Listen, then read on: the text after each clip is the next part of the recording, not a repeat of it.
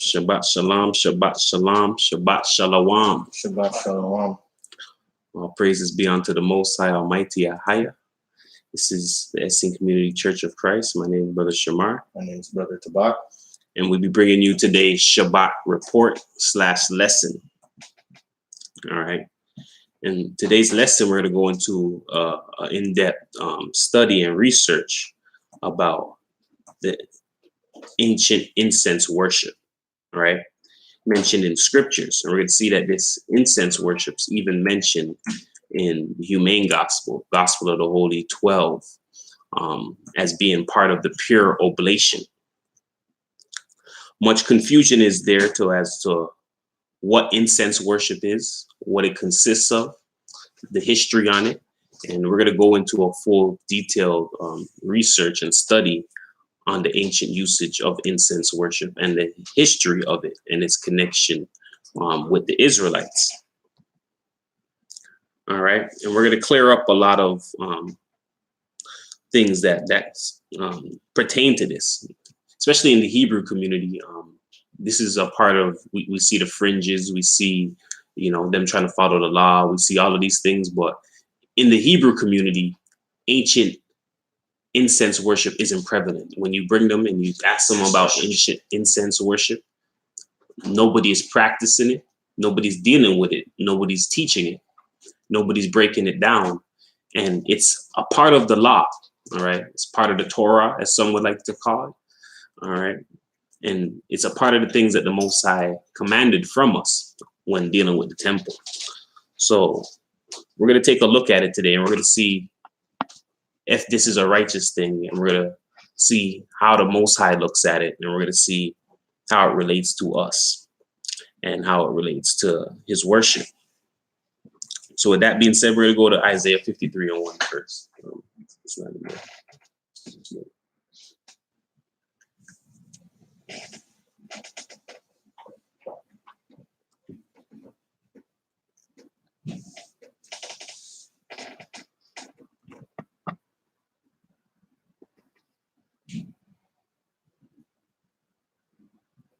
Isaiah chapter 53, verse 1. Who has believed our report, and to whom is the arm of the Most High revealed? All right, so it says, who has believed our report, and to whom is the arm of the Most High revealed? We go to the scripture knowing how the Most High operates. He operates in such secrecy that he chooses a chosen person who reaches a certain purity, and he sends the word onto this person. The word is sent onto this person to reveal unto this person what the Most High declared. All right, this person is sent on to the people saying, thus saith the Most High. And that's how the prophecies and the warnings were brought down. People knowing how the Most High moved in such secrecy will go home and declare that the word of the Lord came to them in secrecy and said such and such. And it was upon to the people to declare, have their ears and their hearts circumcised, and go into the precepts to see if these things are true. All right, with that being said, we're not dealing with the Most High face to face, getting a report, but we're going into the report of our forefathers to make sure that they're interpreted, translated, and taught correctly. So with that being said, we're going to go to Exodus 30:7. Exodus chapter 30, verse 7. And Aaron shall burn thereon sweet incense every morning. When he dresseth the lamps, he shall burn incense upon it. All right. So you see here the institution of incense worship as a custom given on to Yasharallah. All right. Through Aaron and Moses. And we see here that it was a command to burn it every morning. All right. While he's dressing the lamps. All right. Continue. Verse 8. And when Aaron lighteth the lamps at even, he shall burn incense upon it, a perpetual incense before the Most High throughout your generations. All right. So at evening as well, he was to burn it. This is the Most High commanded that it be burnt at these times. All right. And you'll see that at these times, it wasn't burnt one time, but the fire would be started at these times. It would be a constant, perpetual burning throughout the place. And we're going to see exactly how this incense worships was going on at that time. All right, so, and it also says it's a perpetual incense, all right, before the Most High throughout all our generations. So this is law. Okay, this is a law of incense that's to be brought up before the Most High perpetually throughout our generations. Now the question is, if the Hebrews are following the Most High and they're proud, we see the fringes, we see all of these other things, where's the incense? And where's the understanding of the incense? And this is what we don't see prevalent amongst our people today. All right, it's amongst Catholics, amongst other people, but when it comes to Yasharallah, they have no idea what incense worship is. And that's what we're going to be going to today. So we see that perpetual incense is to be brought before the Most High. All right, continue for us. Verse 9. Ye shall offer no strange incense thereon, nor burnt sacrifice, nor meat offering, neither shall ye pour drink offering thereon. All right, so no strange incense shall be offered thereon. And as we go into the lesson, we're going to begin to understand what the Most High means by strange incense. All right, but that's for a later time. But continue for us. Verse 10. And Aaron shall make an atonement upon the horns of it once in a year with the blood of the sin offering of atonements. Once in the year shall ye make atonement upon it throughout your generations. It is most holy unto the Most High. All right, and at the Day of Atonement, they would make atonement with it as well. All right, and this was the institution of the incense worship amongst the Hebrew Israelites. All right, that the Most High commanded that it be a perpetually before him throughout all our generations, that we no longer see amongst our people who's waking up. We're going to take a look at Exodus 31 and 10. Exodus chapter 31, verse 10. And the cloths of service and the holy garments for Aaron the priest, and the garments of his sons to minister in the priest's office, and the anointing oil and sweet incense for the holy place, according to all that I have commanded thee, shall they do. All right, so we see here priestly requirements that they were given. All right, they're given clothes for service, holy garments, garments for his sons, the ministers. All right, anointing oil was given unto them, sweet incense for the holy place. All right, and that's the temple, sweet incense for the holy place, the temple. All right, so you're going to see that the Most High has ordained sweet incense to be burned inside the temple from the priests. And you're going to see why he even makes sure that the priests were the ones that was dealing with at those times, because he was trying to send a message to us. All right, but we're going to go now to the Gospel of the Holy 12. And we're going to see the same incense mentioned in our recent Gospels, the Essene Gospels. All right. So not just the Bible, being as, you know, we are dealing with the Essenes, we're an Essene community. Let's go, you know, into the connection with the records that we're dealing with now. So we're at the Gospel of the Holy 12. Gospel of the Holy 12, lection 32, verse 6. For in all places I shall be lifted up for the life of the world, as it is written in the prophets, from the rising up of the sun unto the going down of the same, in every place a pure oblation with incense shall be offered unto my name. All right. So from the rising up of the sun till it's going down. All right. Every place a pure oblation with incense, all right, shall be offered unto the Most High's name. So a pure oblation with incense. And when we go into the Essene records, they speak about a pure oblation. We know pure oblation is to deal with the sacrifice of food, and to go with that incense. All right. And this is in every place. This is amongst the Gentiles. This is amongst everybody. So we've seen the law given to Yasharallah about the incense, but now we're seeing future prophecy where all the nations all right, are going to be offering up the incense to the Most High's name. All right, and that's something we're also going to take a look at as well. But we're going to go to the humane gospel part 3.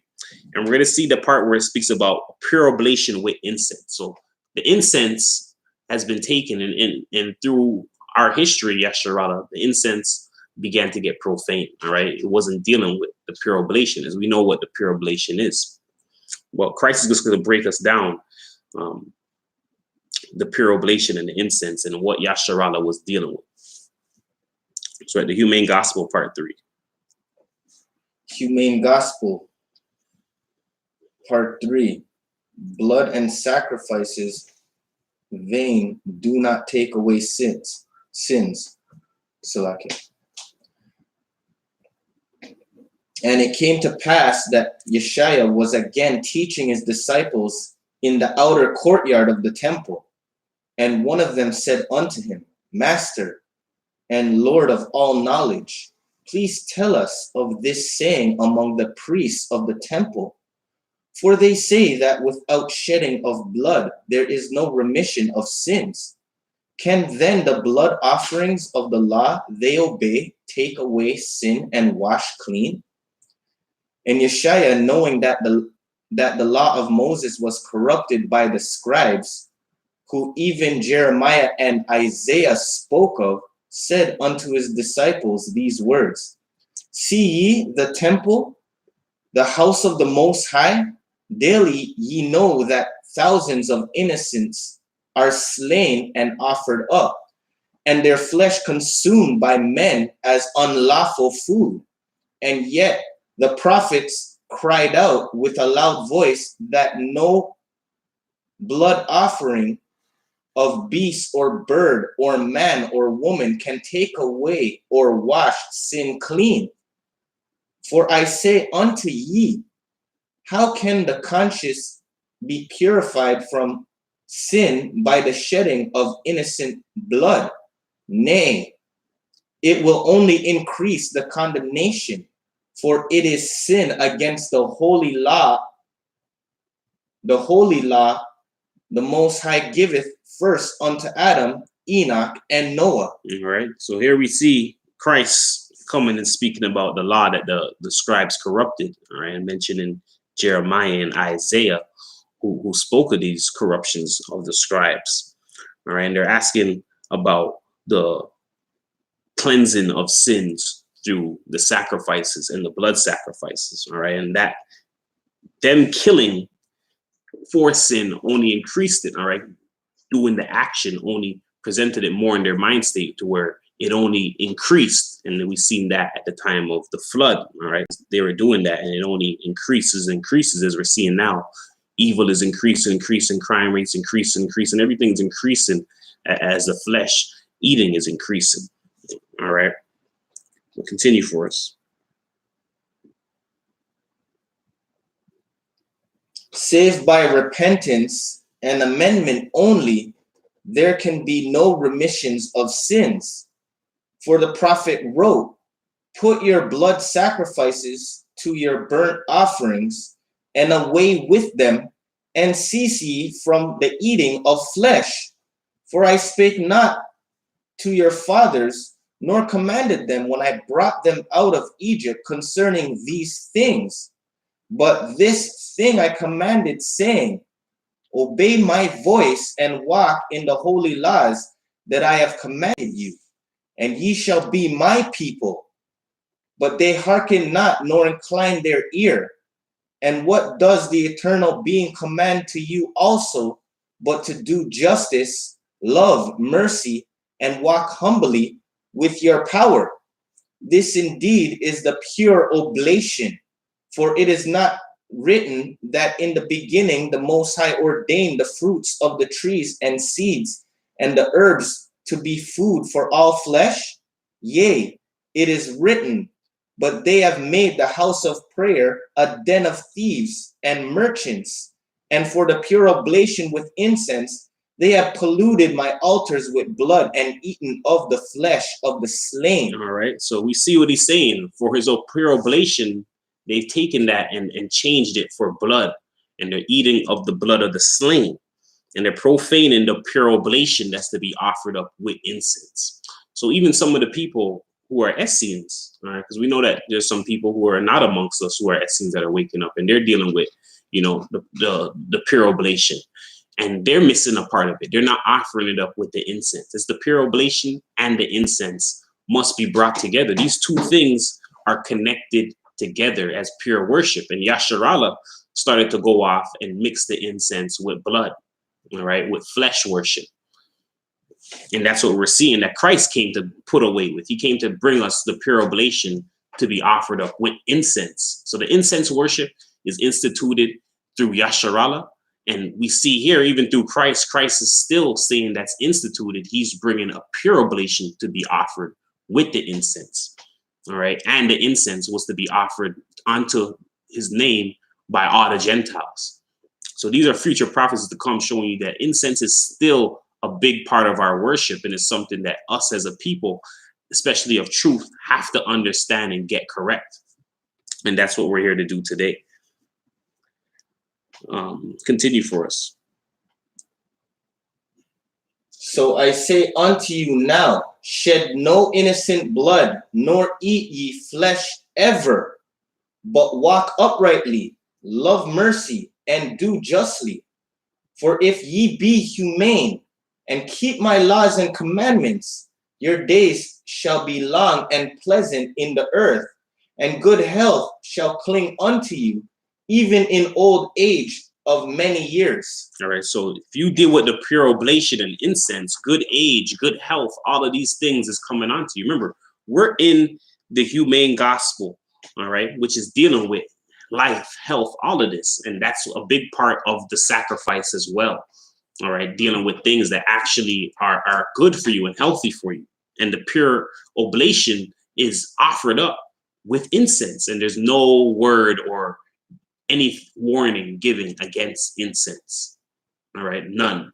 There's none here. Nothing being said against it other than bringing a pure oblation with it. All right, so let's just take note of that. So we're going to go to the gospel, the humane gospel part 2. Let's see, humane gospel part 2. Yeshua sends forth the Holy Spirit of wisdom. And Yeshua thus appeared unto all his disciples and taught them many things concerning the reason for his visit on earth. And his disciples were amazed, for never had Yeshua spoke this way before. And Yeshua said unto them, all peace be unto you. For even as the great eternal Father Mother has sent me unto you, so I send you unto others. And Yeshua now breathed on them and said, now receive ye the Holy Spirit of wisdom, and go ye forth unto the meek, and give unto them the words of my gospel, which I taught you, one and all. And announce unto them that the Son of Man is not dead, but lives. Yea, teach ye them the holy law of love, even as I did teach you. Baptize them who believe and repent in the knowledge of the holy way. Bless and anoint them for life. And remember ye the pure oblation, and do so only as I have commanded you, which I have appointed unto you for a memorial of me. All right. So he says, baptize them who believe in the holy way. All right. Anoint them, bless them, and show them about the pure oblation that's to be offered up with the incense. All right. The command that he's given us. This is a commandment. All right. So this is not even of you want to do it. Okay, this is, we're going into the law. We're going into the commands of Christ, the word. And we're seeing that the word is commanding this to be done. All right, not anybody else, but the word itself saying to do so as I commanded you, as a memorial unto me. So this pure oblation and incense is a memorial unto Christ. And we have to have that understanding ingrained in our minds, in our hearts. All right, continue for us.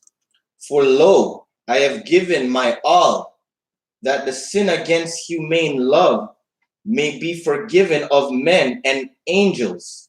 For I come to restore all things unto their original nature, that the root may unite with the Father and be one again. All right. So he comes to bring all things to their original nature, and that the root can be united with the Father once and for all. So this is what is happening.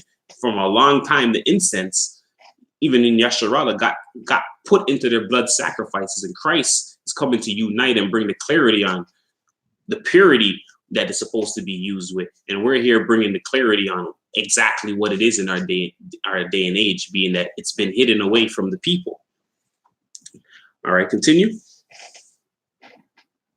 Offer then ye only the bread of life and the water of salvation for a pure oblation with incense, even as it is written of me, and ye shall eat and drink thereof for a memorial unto me. All right, so offer ye then, all right, the bread of life, the water of salvation, which is the grape juice mixed with the water. All right, the pure oblation with the incense. Okay, so people who's even dealing with the humane and the Essene way, you're dealing with the fruits, you're dealing with the communion. Where is the incense that's supposed to be there? And where is the clarity on it? And this is what people are not understanding. A big part is missing out of the worship, out of the practice of our people. All right, so he's saying the bread of life. All right, we have the communion that's supposed to be with incense, and it's supposed to be there as a memorial unto him, not just the communion alone. All right, the communion is to be done with incense. All right, so we're just getting the clarity on incense being commanded and its usage before we go into what it is and all of these other things. All right, but we're just seeing it's being commanded, and it's being commanded to be used with the pure oblation, with the bread and the grape juice. All right, continue for us. For the Son of Man cometh to earth to deliver all who believe in me from the slavery and bondage of evil powers, yea, the bondage of your ancestors. For these are the very ones who, making a god of their belly, sacrifice unto their evil gods the innocent creatures of the earth in place of the carnal nature within themselves. For they did eat of their flesh and did drink their blood to their own ruination, and corrupted their bodies, making unto themselves tombs for the dead instead of temples of the living. All right, so you see they changed every nature in them, all right, in place of carnal nature within them, and no longer were there temples of the living. Their temples were of the dead. All right, and show you that they're comparing their bodies to temples. All right, so continue for us. Yea, and because of their lusts, they shorten their days upon the earth, even as the unholy, who know not the truth, or who knowing it have changed it into a lie. From such ones and evil doctrines I have redeemed many, even as ye shall redeem many in my name. All right, so because of their lust, their years, they shorten their own years of their life. And we see people doing that because of what they eat and because of all of these things, because of what they love to do. Their years are being shortened upon the earth. And they're changing the truth into a lie. All right.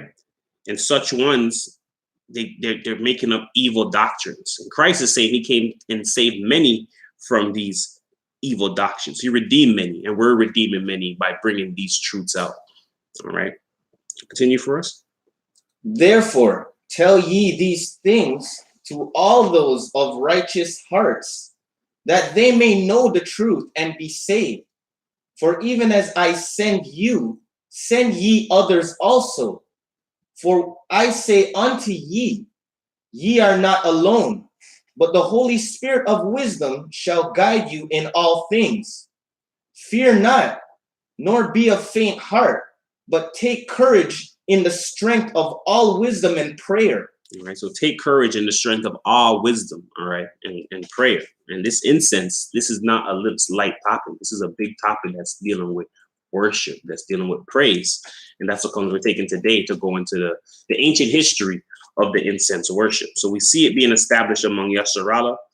We see it being commanded in the end times through Christ. All right. We're going to go to Psalms 141 and 2. And we're going to see that incense is connected to prayer. Repeat that again. And we're going to go to Psalms 141 and 2. And we're going to see that incense is connected to prayer worship, I should say. Psalms chapter 141, verse 2. Let my prayer be set forth before thee as incense, and the lifting up of my hands as the evening sacrifice. All right, so let my prayer be set before thee as incense. So to even for David to make the comparison of his prayer, which is to be pure, and from all of this, and to give it a comparison to incense, shows you that the incense is with purity. All right, because he's comparing his prayer with it. Let my prayer be as the incense, as holy as the incense, as accepted as the incense that comes up before you. All right, we're going to go to Revelation 8 and 3. Revelation chapter 8, verse 3. And another angel came and stood at the altar, having a golden censer, and there was given unto him much incense, that he should offer it with the prayers of all saints upon the golden altar which was before the throne. And the smoke of the incense, which came with the prayers of the saints, ascended up before the Most High Tower, out of the angel's hand. All right, so here in Revelation, so even in Revelations, all right, in the end time, we're seeing it again, and we're seeing that the incense is related to prayer, and it's also related to the saints. So saints are not going to be in trouble for using incense. Okay, saints are actually there with the incense. All right, and the incense is amongst the angels, and the smoke in verse 4, it says, and the smoke of the incense which came with the prayers of the saints ascended up before the Most High. So the smoke coming up before the Most High is not saying, oh, and dodging out incense smoke. That's not happening. Okay, the smoke is welcome into the residents. All right, as we know how people are outside when they see smoke or something like that, and they're thinking, you don't want that in your house. And no, that's not how the Most High was looking at it. All right, that smoke ascended up and it was accepted in his presence. All right, so we're going to go to 2 Kings 22 and 16, and we're going to see that the only problem that the Most High had with incense, all right, was the offering of it to other gods. And we're going to see that there's, if the Most High is complaining about something, he gives us the details on what he's complaining about. And we're going to see his complaint with the incense. All right. 2 Kings chapter 22, verse 16. Thus saith the Most High, behold, I will bring evil upon this place and upon the inhabitants thereof, even all the words of the book which the king of Judah has read, because they have forsaken me and have burned incense unto other gods, that they might provoke me to anger with all the works of their hands. Therefore, my wrath shall be kindled against this place and shall not be quenched. All right. So he says, because they have burned incense unto other gods. All right. So this is the beef that the Most High has. Not that the Israelites are burning incense or not in the usage of incense or in a way that they're using it, but who they're using it to. This was the problem that the Most High had. All right. So there's no problem with incense or anything, because we see that the Most High commanded that. The Most High has a problem with you taking this now and offering it up to other gods. And that's the problem that he had with Yasharala, with incense. There's never any other warning given to it, or other than the strange incense. And we're going to get into that as we go further down. All right. So we're going to go to Malachi 1 and 9. Malachi chapter 1, verse 9. And now I pray you, beseech the Most High, that he will be gracious unto us. This has been by your means. Will he regard your persons? Saith the Most High of hosts. Who is this even among you? Who is there? Who is there even among you that would shut the doors for naught? Neither do ye kindle fire on mine altar for naught. I have no pleasure in you, saith the Most High of hosts. Neither will I accept an offering at your hand. All right. So the Most High stopped accepting offerings from them. All right. And he's saying, you guys, neither do you kindle the fire of mine on the altar for naught. All right. So the Most High is saying things here. All right. Continue. Verse 11.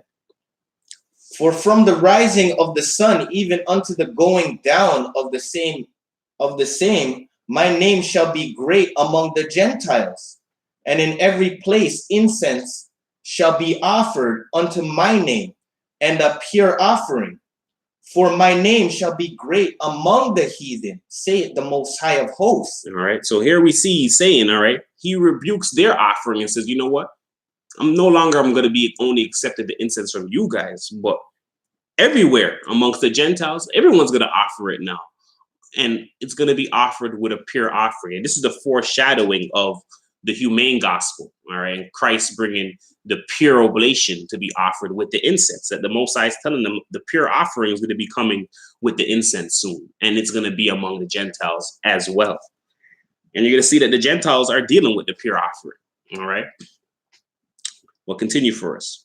Verse 12. But ye have profaned it, in that ye say, the table of the Most High is polluted, and the fruit thereof, even his meat, is contemptible. All right, so they have profaned it. They profaned the pure oblation and the offering that's supposed to be given up to the Most High with the incense. All right, we're going to go to the book of Adam and Eve, out the pseudepigrapha. All right, and we're going to take a look at Adam in the garden concerning this. The book of Adam and Eve, chapter 29, verse 1. This spake the Most High, and ordered us to be cast out of paradise. But your father Adam went before the angels opposite paradise, and the angels say to him, What wouldest thou have us to do, Adam? And your father saith to them, Behold, ye cast me out, I pray you, allow me to take away fragrant herbs from paradise, so that I may offer an offering to the Most High, after I have gone out of paradise, that he hear me. All right, so Adam is here, and they're showing him that Adam was weeping, and the angels came to him asking him, what is it? Salakia. And Adam is saying, you cast me out. Behold, allow me to take away fragrant herbs. All right, so that when I'm cast out, I can offer it up to the Most High, and the Most High can hear me. So even Adam understood the sacredness and the importance of fragrant herbs and offering it up to the Most High, because he's coming out of the garden. And this is, remember, this is after he just sinned and have the he's scared of the Most High now. So he wouldn't be touching anything that he's not supposed to touch, especially if he wants to come back in, and he's asking for the incense. Salaki.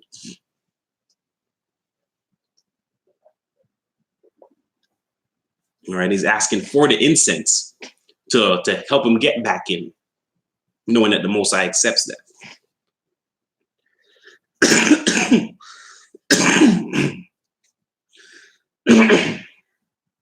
All right, continue. And the angels approached the Most High and said, Eternal King, command, my Lord, that there be given to Adam incense of sweet odor from paradise and seeds for his food. And the Most High bade Adam go in and take sweet spices and fragrant herbs from paradise and seeds for his good. And the angels let him go, and he took 4 kinds, crocus and nard and calamus and cinnamon, and the other seeds for his food. And after taking these, he went out of paradise, and we were on the earth.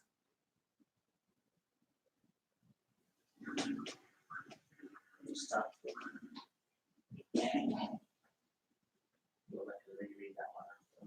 Mhm.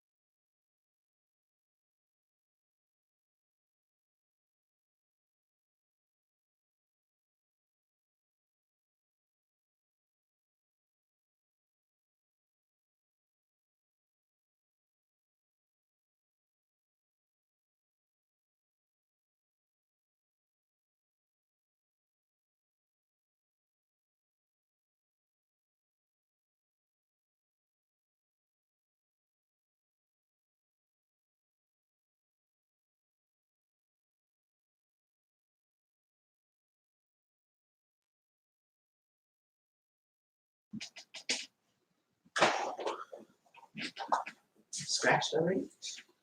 You didn't scratch? Oh, it's supposed to be secret gorilla glass. And the angels approached the Most High and said, Eternal King, command my Most High that there be given to Adam incense of sweet odor from paradise and seeds for his food. And the Most High bade Adam go in and take sweet spices and fragrant herbs from paradise and seeds for his good. All right, so here we see that the Most High is telling him to go in and take incense of sweet odor, all right, from paradise and seeds for his food. So this was given to him with his food. So difference was made between seeds for the food and also knowing you that it's for food, but also this is for incense as well. All right, this is for something as well, not just food, all right, but for the process of offering up to him incense, all right. And it has a sweet odor from paradise, all right, a different odor, right? Odor comes with these fragrant herbs. All right, continue. And the angels let him go, and he took 4 kinds, crocus and nard and calamus and cinnamon, and the other seeds for his food. And after taking these, he went out of paradise, and we were on the earth. All right, so he took 4 kinds, crocus, nard, calamus, cinnamon. All right, so we're going to take a look at calamus. That's the one we're going to take a look at. All right, well, we see that the Most High given him fragrant herbs from paradise. Adam asked for this, and this was so that the Most High could hear him after he's sinned and after he knows he's in trouble with the Most High. So he wouldn't be touching anything that the Most High would not accept. And he was trying to actually sweeten the Most High. It's like after you do something with your parents, you know that your parents like something when you do something. So what Adam is trying to do. All right. So key points. All right. There's 2 kind of herbs. All right. There's fragrant herbs. So some people will be like, how come you can't use cabbage? You know, what about cabbage? You know, this is the smart things that, you know, people try to use, especially on people who might not know the scriptures. All right. But scriptures makes it clear there's fragrant herbs. So cabbage doesn't have any fragrance in it. OK, the fragrance herbs that people use as incense is well known for their fragrance and their aromas. This is not new to the world. OK, this is well known that these things have a certain fragrance when burnt. All right, so you can't give them with your lettuce and your cabbage and, you know, these other plants that are not classified as fragrant herbs. All right, so there's 2 types of herbs, fragrant herbs and there's regular herbs. Okay, the fragrant herbs come under a class known as incense, and they're all used for incense today. You could go and people will tell you this is used as incense, as a smell, as aroma, does this, that, all of these things that come with it. All right. So there's 4 types that was named: crocus, nard, calamus, cinnamon. We're going to be taking a look at calamus and what exactly that is. All right. And herbs was used for worship and eating only at this time. Okay. There was no need for healing. All right. It wasn't something that, it wasn't known for healing, because Adam didn't need to be healed at this time. There's no demons running on earth. There's no diseases. All right. So we're going to go into the actual translation of calamus. All right, and this is where it begins the strange incense term begins to come in, because they begin to start to switch around what the Most High gave and switch around what's fragrant herb and add something that's not under that class, and which becomes strange. All right, so we're going to go into the calamus etymology history. What is calamus? Cannabis versus calamus. Debate over translation of cannabism or cannabis. Sarah Bennett Toa discovered that the cannabism or cannabis is mentioned 5 times in the Old Testament. The first occurrence appears in the holy anointing oil as calamus in the book Exodus chapter 30 verse 23. Sarah argued that the translation of calamus was a mistranslation which occurred in the oldest Bible, the Septuagint, and the mistranslation was copied in later versions. If you actually buy the calamus translation for the holy oil, then you assume that God specified in Exodus 30 verse 23 a drug commonly known as herbal ecstasy. Calamus contains an ingredient called acerone or acerone. This is a hallucinogen which is metabolized in the liver as trimethylxyphamethamine, which is known as herbal ecstasy. All right, so here you see that they're showing you that calamus, all right, that they put in there, that the English translators put in there. All right, it's not what's there in the Hebrew. In the Hebrew, what's there is the word cannabism, which they're showing you traces back to this word cannabis. All right, even it just sounding like that. Cannabism is the plural. Cannabis is the singular for it. All right, but it shows you that they switch the incense and what it actually is, and they're putting in strange incense, things that don't come under the classification as incense or fragrant herbs. And this is a strange incense that you're going to see that they're starting to put all over in these scriptures. All right, we'll continue. The Middle Eastern version of this plant is far more toxic than its North American cousin. This is deadly to flies and other insects. The Exodus chapter 30 verse 23 reference refers to sweet calamus.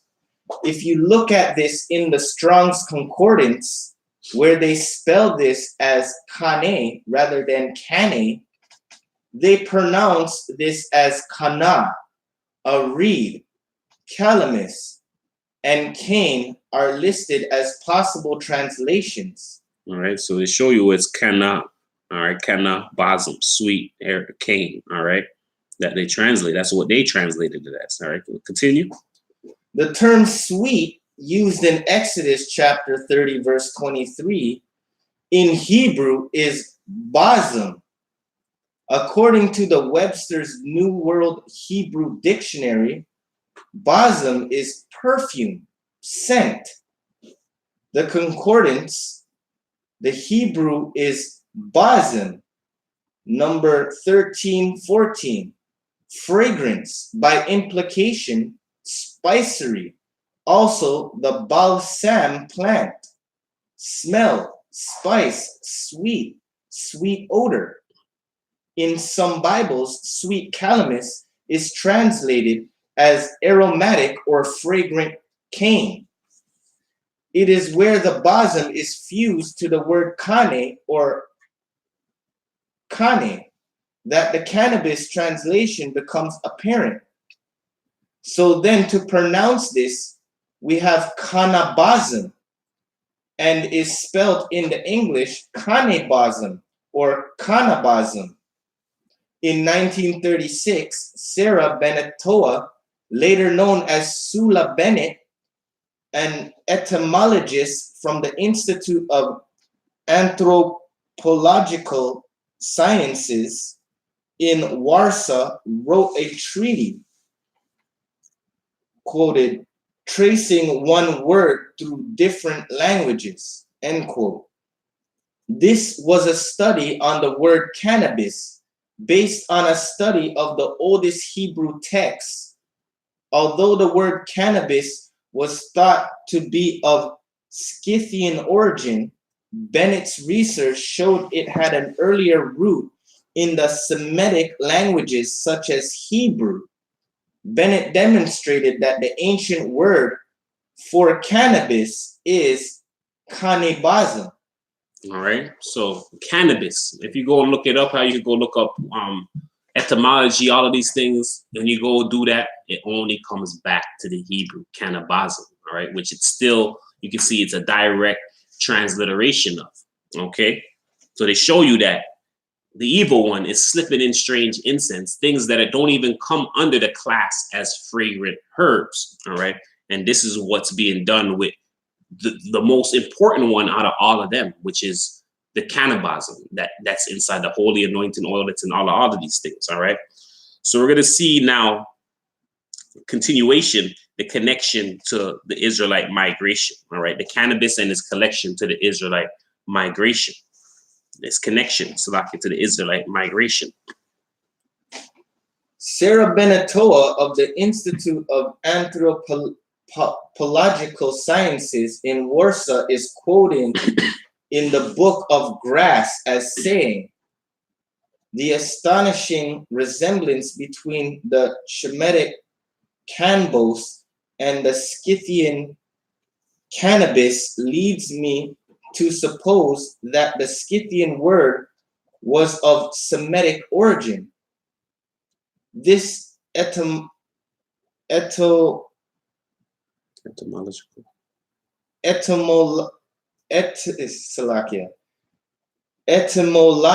discussions ran parallel to arguments drawn from history. The Iranian Scythians were probably related to the Medes, who were neighbors of the Semites and could easily be assimilated the word for hemp. The Semites could also have spread the word during their migrations through Asia Minor. Taking into account the matriarchal element of Semitic culture, one is led to believe that Asia Minor was the original point of expansion for both the society based on the matriarchal circle and the mass use of hashish. The ancient Israelites were a Semitic people. Abraham, the father of the Israelite nation, came from Ur, a city of Babylonia located in Mesopotamia.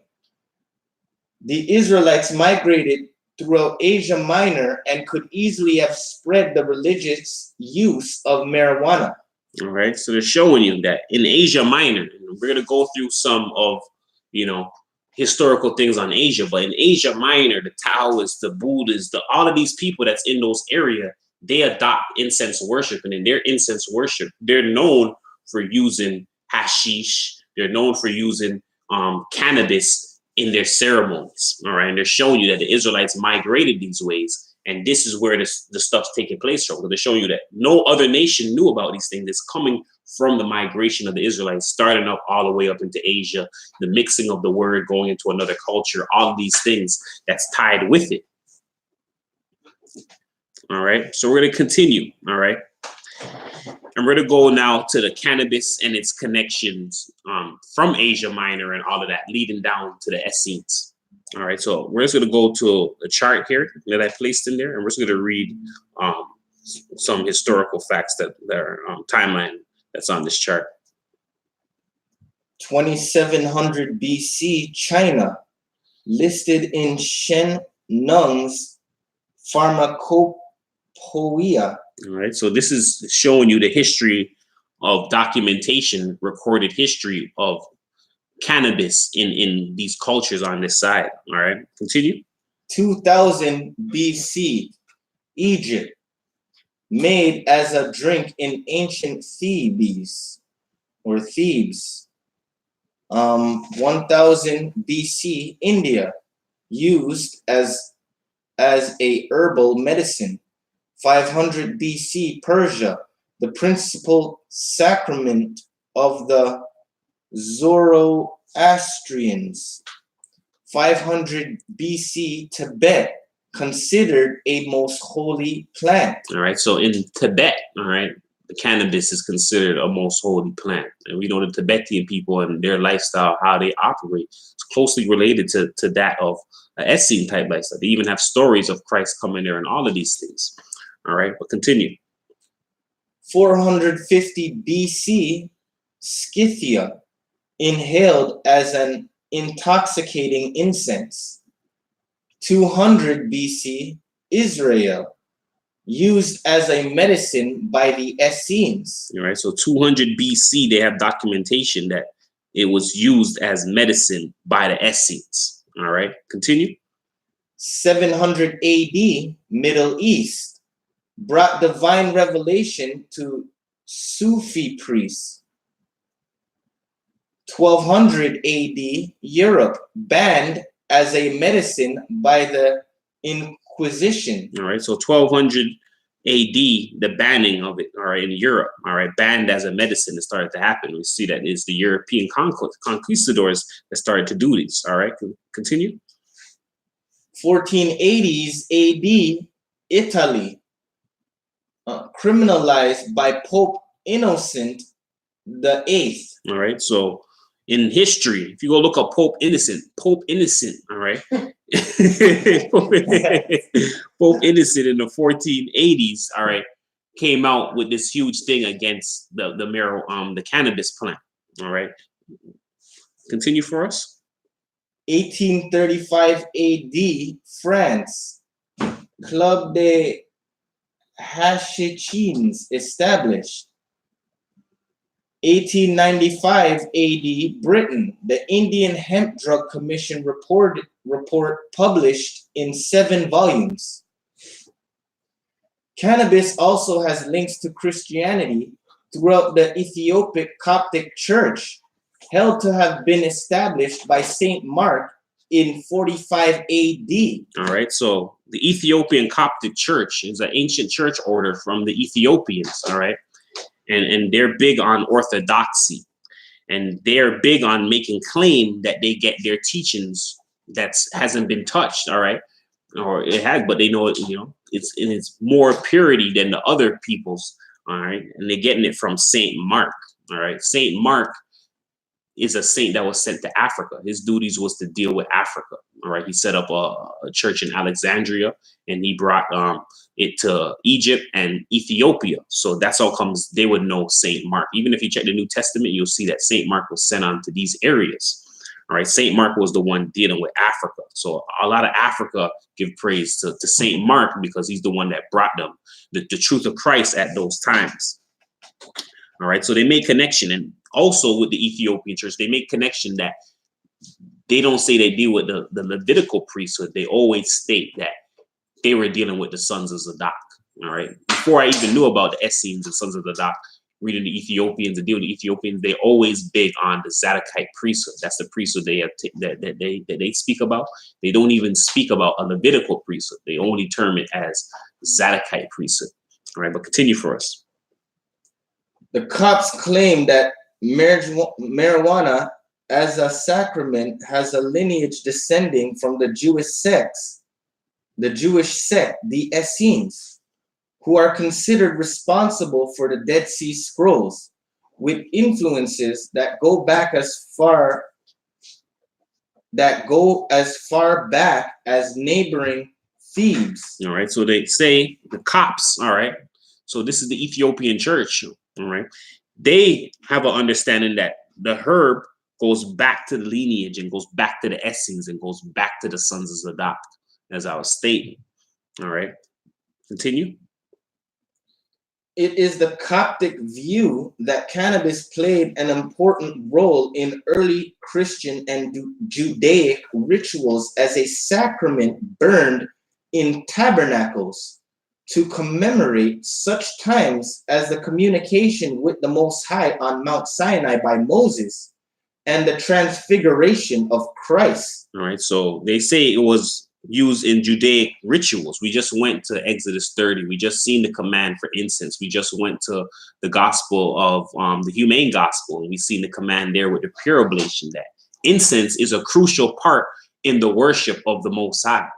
And if it's a crucial part in the worship of the Most High and Christ is commanding it, where is the incense involved in the worship with the Hebrew Israelites and in the community? And where is the understanding? All right, as it's demanded, it's commanded, not saying, oh, if you want to indulge, indulge. It's commanded that you deal with this, with the pure oblation. Nobody thinks that the pure oblation you could do if you want to. All right, but the incense is being looked at as something that you can do as you if you want to, or, you know, and this is not the message that Christ is sending or the Most High. He's saying that this was a command that it be offered up. All right, so we're seeing that they're showing you the connection goes back to the Essenes, goes back to the sons of Zadok, which goes back to the scriptures, which goes back to the law, which goes back right now to the humane gospel and the gospel of the Holy 12, which shows us that it's supposed to be there present with the pure oblation, which we know as the unleavened bread and the grape juice. All right, continue for us. References to being spiritually illuminated in a cloud of smoking incense could have parallels with the use of cannabis by the Scythians of Central Asia, as described by the Greek historian Herodotus in the 5th century BC. After observing them throwing hemp onto heated stone, he wrote, "As it burns, it smokes like incense, and the smell of it makes them drunk, just as wine does. As more fruit is thrown on, they get more and more intoxicated until they jump up and start singing and dancing." All right, so here they try to compare its drunkenness to wine, but he says when they're using it, they're doing more of it. They get up, and what are they doing? They're singing and they're dancing. All right, they're doing the sacrifice of praise. We know that more and more wine beget what? All right, fights and all of that. So that's not what he's reporting that was happening amongst them. He reported that the more and more they were doing and the more they're dealing with, they're up singing and dancing, dealing with the sacrifice of praise. All right, and just to show you, back then, it's real different from now, because now people don't understand that back then, incense was something that everybody embraced. So they had a huge thing of fire that was lit, and they would throw the herb on there, and it would be a huge barn fire. And you just have to stay right there, and you could just be right there and take in the smoke. All right. When you roll up somewhere or you do something, that's you enclosing the smoke, but it's still the herb being burnt and smoke leaving the herb. All right. And whether it's down there in a big little, you know, what do you call that, ditch or whatever, being burnt, and you up here and it coming up here, you going like that. It's the same exact thing. And this is what they were doing. They would have it there, it would burn up in the air, they take it in, they go like this to themselves. It's a huge fire that's happening, lots of smoke. So it's not like how it is today. Okay, so there's no hiding from this smoke in the ancient times. There's no, oh, but they didn't inhale it. There's no way. Okay, the amounts that they're dealing with pounds upon pounds, dealing with for the people, putting it onto a fire, blazing it, having the smoke come up, purifying themselves, all of these things. All right. And so when they're dealing with it, what we're thinking is that it's going to say that they took it up and did this and that, when back then it was out in the open. It's smoke coming, it's smoke that's around you. You're going to inhale it. Everything that's going to happen is going to happen when you're in a hot box like that. All right. It was in abundance. Yeah, it was an abundance of that. Not like now where you have to go and you get a little. That's because of the times we're in right now, where it's looked at as this and then the profit being made out of all of these things. Back then, it was being done in abundance. Yeah, it was going wild. Mm-hmm. It was out there in nature. Yeah, it's out there in nature. Well, we know, you go look at the Jamaicans, and when we see them in nature, what are they doing? They have it in abundance. All right? They don't use it like how we use it over here. They're like, what kind of little thing is that? We have abundance. Okay, so this is what it's showing. All right, continue for us. Evidence for the use of cannabis has been discovered in frozen Scythian tombs. Along with the plant was found a miniature tripod-like tent over a copper censer in which the sacred plant was burned, a tabernacle. Does this throw a different light on the burning bush? Many users of cannabis today recount feelings of oneness with the Most High, peace and tranquility, reduced anxiety, a greater understanding of life, and a greater appreciation of music and art. Spirituality and music in particular seem Inextricably. inextricably linked to cannabis culture, from Scythian partying to black soul and jazz, 60s rock and roll, and the Rasta influences of today, the Sufis, African Daga cults, the Kuna Indians and Panama, the Cora Indians of Mexico, Ethiopian Copts, Teosis, Taoists, Salakia, Scythians, Buddhists, Essenes, Hindus, Zoroastrians, and Rastafarians have all used cannabis in religious ceremonies, many regarding it as part of their culture and an important sacrament. All right. So it goes back to the Indians, to this, to in the Middle East, where you want to go to Asia, Taoists, Tibetans, Essenes, all the ancient people that deal with the ancient knowledge with wisdom, all understand the importance of the cannabis plant and it being offered as incense. All right. And it being a sacrament, not being something that you indulge in it, but something commanded, something that you must do, something that should be done on a daily as commanded by the Most High Almighty power. All right, continue. During the Middle Ages, while adopting wine as a sacrament, the Inquisition, instituted by the Roman Catholic Church, outlawed cannabis ingestion. Anyone found using the herb to communicate with the Most High or heal others would be branded a witch. In 1484, Pope Innocent VIII singled out cannabis as an unholy sacrament of the Satanic Mass. Yet, while the church persecuted cannabis users in Europe, the Spanish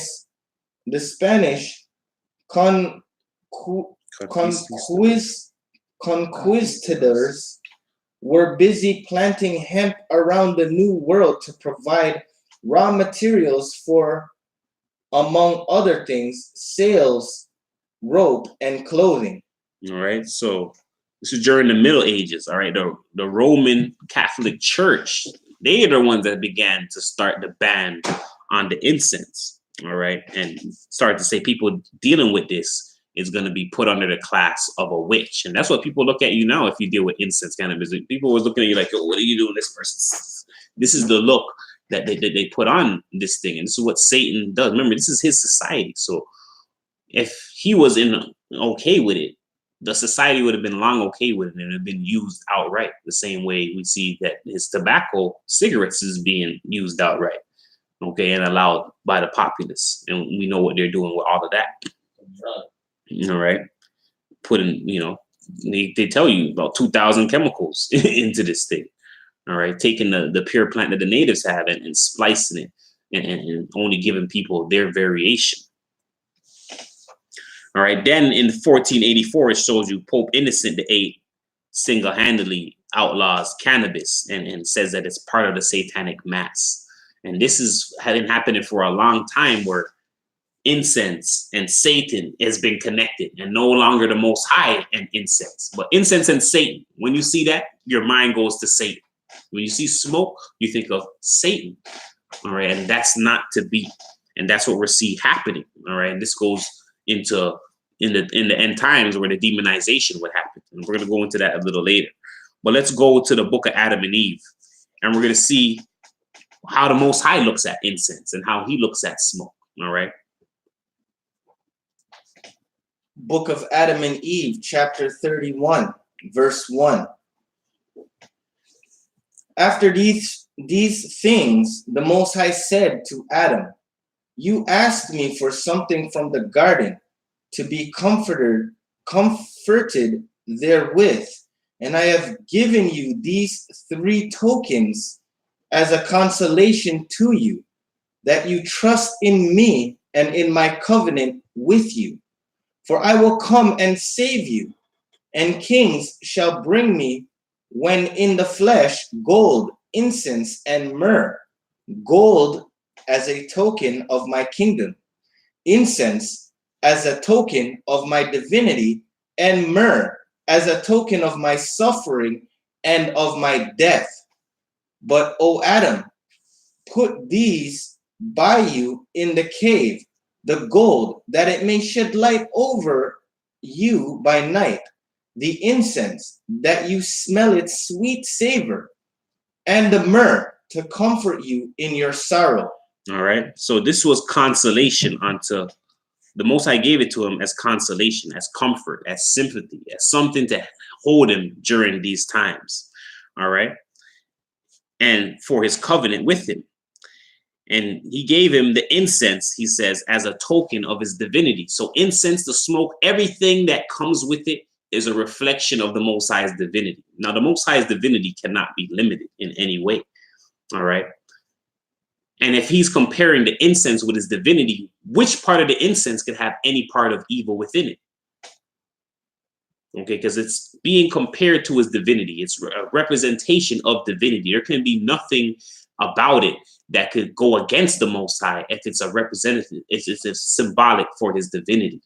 All right, there's nothing in it other than you taking it now and offering that divine thing and giving it to the swine, the pigs, the other gods, which he was upset with Yasharallah with. He was never upset with any other type of usage with it other than them offering it up to other gods. Because in comparison, it's like you buying flowers for your woman, knowing that you're doing wrong in front of her face and trying to give her the flowers. And he's like, what are you doing? This is not the time to try to sweeten me up. I'm not accepting your flowers right now. That's why the Most High said he's not accepting the incense when you guys are doing all of these things right now. It's not time to sweeten me up and, you know, do all of these other things.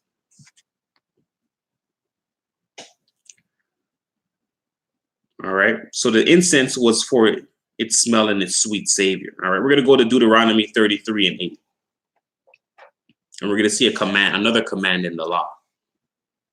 Deuteronomy chapter 33, verse 8. And of Levi he said, "Let thy Thummim and thy Urim be with thy Holy One, whom thou didst prove at Massah, and with whom thou didst strive at the waters of Meribah, who said unto his father and to his mother, I have not seen him, neither did he acknowledge his brethren, nor knew his own children, for they have observed thy word and kept thy covenant. They shall teach Jacob thy judgments, and Israel thy law. They shall put incense before thee, and whole burnt sacrifice upon thine altar." All right, so they're showing you with Levi, all right, and all that the children of Levi were to do, all right, and to teach the judgments, teach Yasharallah the law, and putting the incense before him and dealing with the sacrifice. All right, so the incense is to be taught. All right, the incense is supposed to be offered up, and it's supposed to be offered up by the priest. And there's a reason why he only allowed the priest to offer this, because it's supposed to be as a sacrament, as religious use. So he was trying to show people that it's for not for the common man just to be there. When you use it, you're supposed to always be in the mindset of religious use, all right, worship. So he always let the priest do it for them, to let them know it's not to be looked at like some casual thing. This is always to be looked at as a part of the worship, because the people dealing with it is the priests. All right, so it was never looked at like that, because the Most High from the beginning placed it in the hands of the priests, and the people, when they're dealing with it, they always see priests there, they always see religious rights there. So it was a religious right, all right, not something that he gave to them and you all go have a party and just deal with it. It was always to be thought of in a setting of worship. Yeah, spiritual, not carnal. All right. So that's why he gave it to the priests, and the priests were the ones that controlled that for the people. All right. And even right now, people know shamans, all of these, they're the ones that do these things for their people in their community. All right. So we're going to go to Numbers 16 and 43, and we're going to take a look at how incense was used and what it was used for as well. Numbers chapter 16, verse 43. And Moses and Aaron came before the tabernacle of the congregation.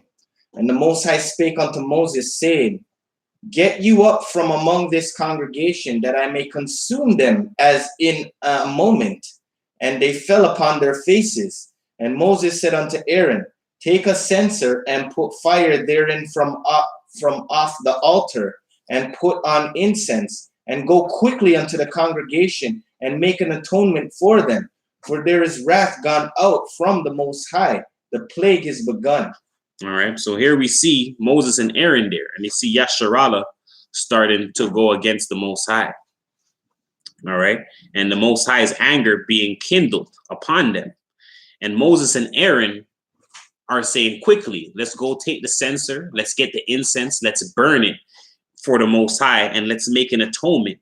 All right. Because the Most High's wrath has gone out. So Aaron and Moses had the understanding that incense is to be used for atonement. Incense burning, all right, atones for sin and the Most High's anger and aggression, all right?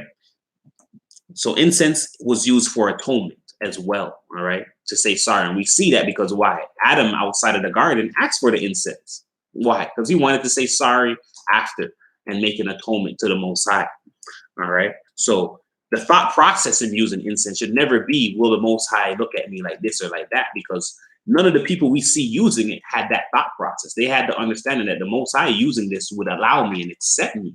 And we're to be confident in the usage of it, that when I'm using it, the Most High is allowing and accepting me, as long as I'm offering it with the pure oblation. I'm offering with the right mind, the right heart, all of these things. The Most High is going to accept that offering. All right. So we're going to go to 2 Chronicles 29 and 1. And we're going to go now to the actual temple. And we're going to take a look at how they cleanse the temple. And we're going to compare, make a little comparisons to our own temple as well. All right, knowing that our body is a temple of the Most High. 2 Chronicles chapter 29, verse 1. Hezekiah began to reign when he was 25 years old, and he reigned 29 years in Jerusalem. And his mother's name was Abijah, the daughter of Zechariah. And he did that which was right in the sight of the Most High, according to all that David his father has done. He, in the first year of his reign, in the first month, opened the doors of the house of the Most High and repaired them. And he brought in the priests and the Levites and gathered them together into the east street and said unto them, Hear me, ye Levites, sanctify now yourselves, and sanctify the house of the Most High power of your fathers, and carry forth the filthiness out of the holy place. For our fathers have trespassed and done that which was evil in the eyes of the Most High our power, and have forsaken him, and have turned away their faces from the habitation of the Most High, and turned their backs. All right. So he's saying them, the Levites, sanctify yourselves. All right. So that you could go sanctify the house of the Most High. So it's time to cleanse the house of the Most High in these times. All right. And carry forth the filthiness that's inside of the holy temple. All right. When looking at this and how the Most High is looking at how they use the temple and cleansing out the temple. We got to think of our same self, the same way the Most High is commanding that they cleanse themselves and go in the temple and take everything out of it that's unholy. Is the same way Christ in the gospel of peace is commanding us go inside the temple and take out everything that's unholy out of it. All right. So some people can't see that. But continue for us. Verse 7. Also, they have shut up the doors of the porch and put out the lamps, and have not burned incense nor offered burnt offerings in the holy place unto the Most High of Israel. All right. So they have shut the doors. All right. They put out the lamps. They have not burned incense unto the Most High power. So the Most High is angry when incense is not burned and offered up, because he gave a command to Aaron that every day this should be done. All right. So of course he's going to be looking, and if it's not done, he's going to be upset and disappointed that it's not being done. So at this time, the lamps was out, no incense is being offered, and they weren't offering up any food offerings onto him either in the holy place. All right. That means inside of the temple. Continue for us. Verse 8. Wherefore the wrath of the Most High was upon Judah and Jerusalem, and he had delivered them to trouble, to astonishment, and to hissing, as ye see with your eyes. For lo, our fathers have fallen by the sword, and our son and our daughters and our wives are in captivity for this. Now it is in mine heart to make a covenant with the Most High power of Israel, that his fierce wrath may turn away from us. My sons, be not now negligent, for the Most High has chosen you to stand before him, to serve him, and that ye should minister unto him and burn incense. All right. So he's saying, be not negligent. All right. This is you. You guys are the ones to cleanse the temple, do all of that. You're the one to stand before him, to serve him, to minister unto him, to burn incense. Okay. So burning incense is something that the Most High requires, even from his most holy, the most precious to him, even from his own priesthood. All right. This is what he requires them to burn incense for the sanctification. All right. Continue. Verse 12. Then the Levites arose, Mahath, the son of Mazai, and Joel, the son of Azariah, and the sons of the Kohathites, and the sons of Merari, Kish, the son of Abdi, and Azariah, the son of Jahaliel,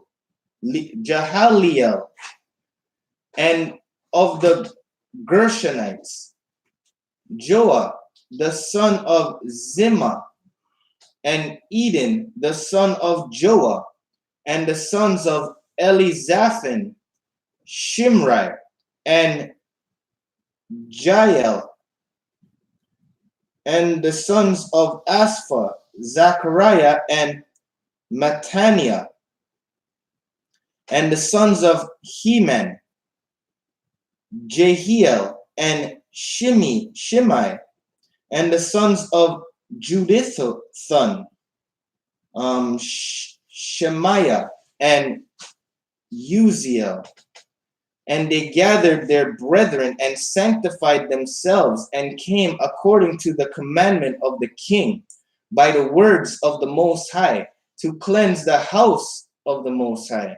And the priests went into the inner part of the house of the Most High to cleanse it, and brought out all the uncleanness that they found in the temple of the Most High into the court of the house of the Most High. And the Levites took it to carry it out abroad into the brook Kidron.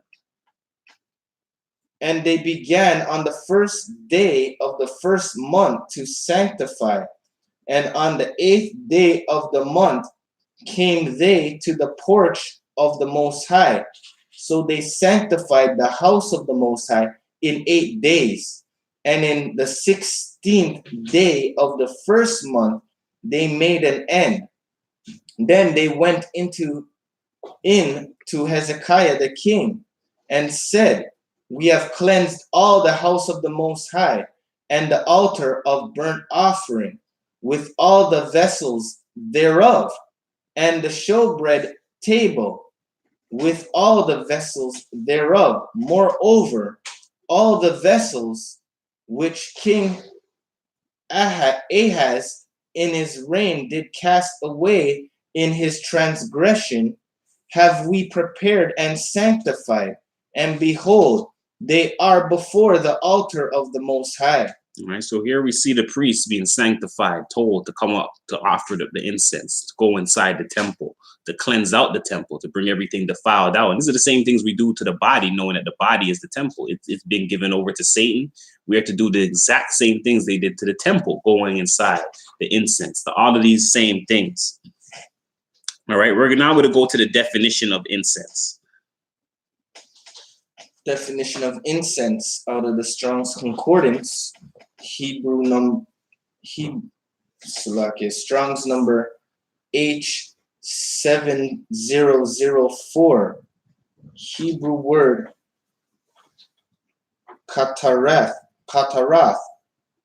or ketoreth, from H6999, a fumigation, sweet incense, sweet perfume.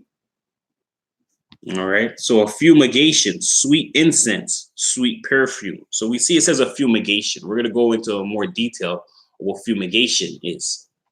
All right, so give us the definition of fumigation. Fumigation, fumigate, verb, fumigate, third person present, fumigates, past tense, fumigated, past participle, fumigated, gerund or present participle, fumigating, apply the fumes of certain chemicals to an area to disinfect it or to rid it of vermin. Synonyms: disinfect, purify, sterilize, sanitize, decontaminate, cleanse, clean out. Example: the prisoners' quarters are fumigated once a month.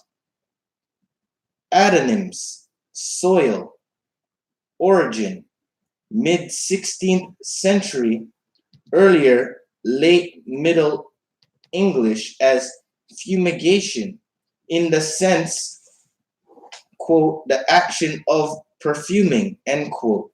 From Latin fumigat, fumigated, from the verb fumigare, from fumis, smoke. All right, so fumigate means to disinfect or to rid an area of a vermin. All right, to sterilize, to purify, to decontaminate, to cleanse, to clean out. This is all the things that are attached to the word fumigate, which is what incense means, to fumigate. All right, and when they put the term smoking, or that you just hear smoking, that defeats everything else that's being done at that time. Nobody looks at healing process because you're just like, it's just smoke. You're just saying smoke. When the actual term that's been used from ancient time has been known as incense, which means to fumigate, which means a fumigation. All right. When you say fumigation, now anybody that knows fumigation and words knows that fumigate has to deal with cleansing out an area by way of smoke. So now you have an idea of what's being done when you see somebody. So if everybody knew, okay, that's fumigating, then they would know of a process, then they would know cleansing is there, all of that. But because there's just a term called smoking there, or burning smoke, the whole understanding of what's being done and the process that's being done is lost. And that's what comes, they put a term such as smoking on it, which is why we wouldn't say that we're smoking, or we wouldn't call incense smoking. We call it incense or fumigation, so that the people who are asking, or the people who are looking on, can be aware of what it is that's being done when they see it. All right. And that the cloud of it being known as smoking is what has digressed the understanding of what's being done. All right. And B, that's the demonized, because now why are you using that? It's just smoke now. All right. But if they understood this fumigation, and fumigation is a process that's used by smoke to cleanse areas, then they would have an understanding, especially people who have pets, anything, and they call the pets tourists, and fumigation has to happen. Right? And also with fumigation could only happen in an enclosed area. Okay, fumigation has to happen inside of a place that's enclosed by walls. Fumigation cannot happen outside.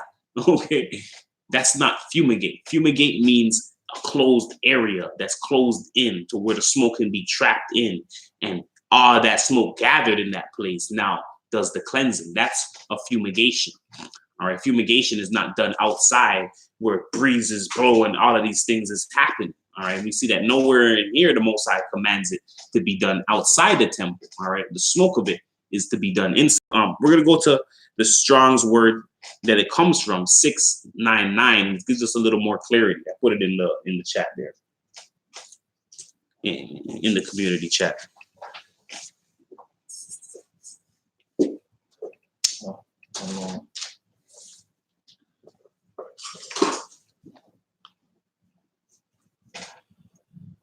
Strong's number H6999, Hebrew word Qatar, a primitive root rather identical with Strong's number H7000, through the idea of fumigation in a closed place and perhaps thus driving out the occupants, to smoke that is turned into fragrance by fire, especially as an act of worship. Burn incense, burn sacrifice, burn upon, altar for incense, altar for kindle, offer incense, offer a sacrifice. All right, so in the 86999, it shows you through the idea of a fumigation in a closed place. So those who would want to say that, okay, the fumigation or the smoke from it should be outside the temple, that's not, the word itself lets you know it has to be in an enclosed area. All right, so this is smoke trapped in an enclosed area, which is why it was commanded to be burned inside the temple and not outside in the outer courts. All right, because the outer courts is there. So the Most High has given us these ordinances for us to understand. All right, so then it goes and says to smoke. So some people say, where is that word in the, here it is, to smoke. Okay, to smoke, incense, fumigation, to smoke.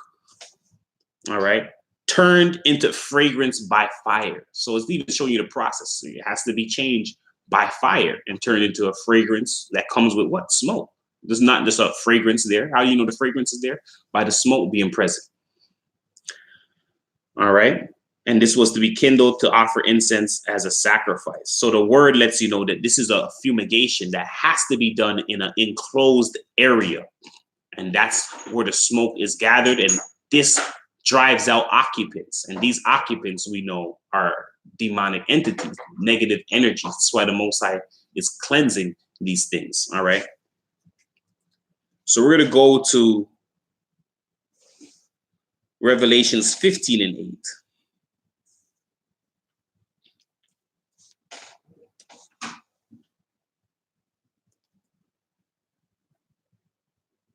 Revelations chapter 15, verse 8.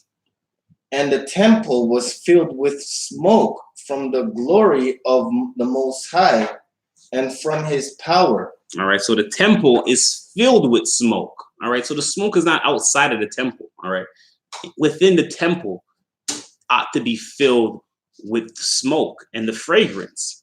All right, as he was doing in the land, the temple that was there that Yasharada was using as an example, as our physical temple, this temple was filled with smoke.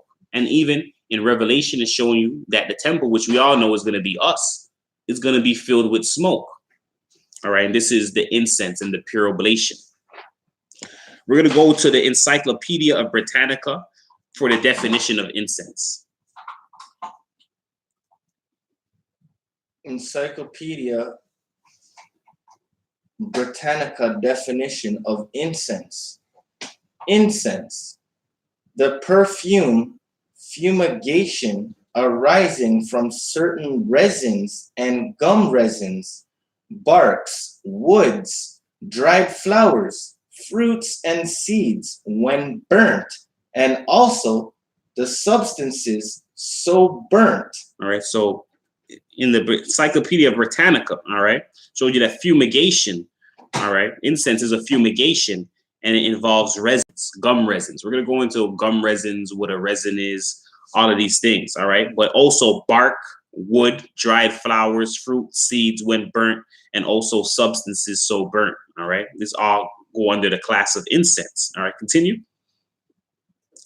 In its literal meaning, the word incense is one with the word perfume, the aroma given off with the smoke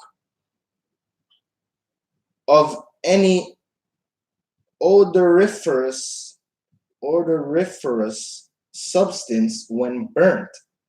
But in use, while the meaning of the word perfume has been extended so as to include everything sweet in smell, from smoking incense to the invisible fresh fragrance of fruits and exquisite scent of flowers, that the word incense in all the languages of modern Europe in which it occurs has, by an opposite process of elimination, been gradually restricted almost exclusively to frankincense. All right. So the incense now, and we're seeing this now, that when people think of incense, they're thinking of one thing now. Okay. Before it was incense comes under these class, all of these things are incense. Dealing with incense was known as this. Nowadays it's like, okay, frankincense, or this is another one people know as sage. You know, that's it. And they think incense is just involved in these two things. It's being limited now. All right. And that's what they're showing you, that this started to happen in Europe, where they start to forget about all the other incense, what they're doing with it, and to say, yo, incense. They just thought of it as frankincense. Frankincense, incense, I guess, because frankincense has the word, a little of the word in there. They just attach it to that. Say frankincense, incense. So a lot of people, when they think of incense, that's what they will say. They'll say frankincense. They know about frankincense, burning frankincense, and that's it. They don't know anything else, what incense means, nothing, what it comes from, all the other things that are classified as incense. All right, continue. Frankincense has always been obtainable in Europe in greater quantity than any other of the aromatics imported from the East. It has therefore gradually come to be the only incense used in the religious rites and domestic fumigations of many countries of the West, and at last to be properly regarded as the only true or genuine incense. All right. So the countries of the West are starting to only deal with the frankincense when they started to deal with incense. They started to cut off everything and said, frankincense, this is the only incense. And that's because even people right now only known as that. And only right now people are now adding, because I see frankincense from a long time ago, but the sage was unknown to people. People are just starting to add the sage now to, okay, you know what, sage is an incense. And now everyone's adding the sage to it. Everybody that's waking up and, you know, part of the conscious movement, they're getting the sage because they see the memes or the memes, whatever you want to call it. They see all of that now, and now sage is being welcomed. All right, and people are forgetting what incense actually is.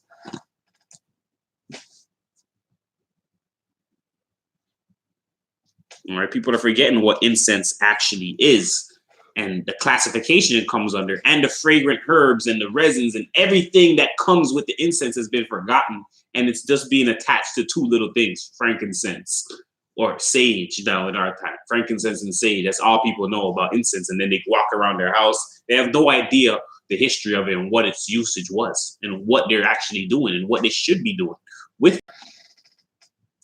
All right, so we're gonna go to our next article here on the holy incense. The holy incense. And the Most High said to Moses, I am going to come to you in a dense cloud. Exodus chapter 19, verse 9. All right. So one thing you're to also understand in this, that the Most High, and this is going to start to be revealed to us, that the Most High constantly was coming to us in a cloud. All right. And just keep that in mind as we go along. Continue. In recent years, scholars have expressed the opinion that from far from being a minor or occasional ingredient, hashish was the main ingredient of the incense burned in the temples during the religious ceremonies of antiquity, Salakia, and was also routinely used in Hebrew ceremonies until the reign of King Josiah in 6621 BC, when its use was suddenly suppressed in the Hebrew tradition. All right. So they are documenting this, all right, in history, that even in our own historical thing, the usage of these things was being suppressed by Hebrew tradition, by the scribes, by the priests that were doing these things. You're gonna see that these are the people, the priest was offering up strange incense, hiding the things of the Most High and replacing them with other things. All right, but continue. Citation Andrews 1997 and Bennett 1995.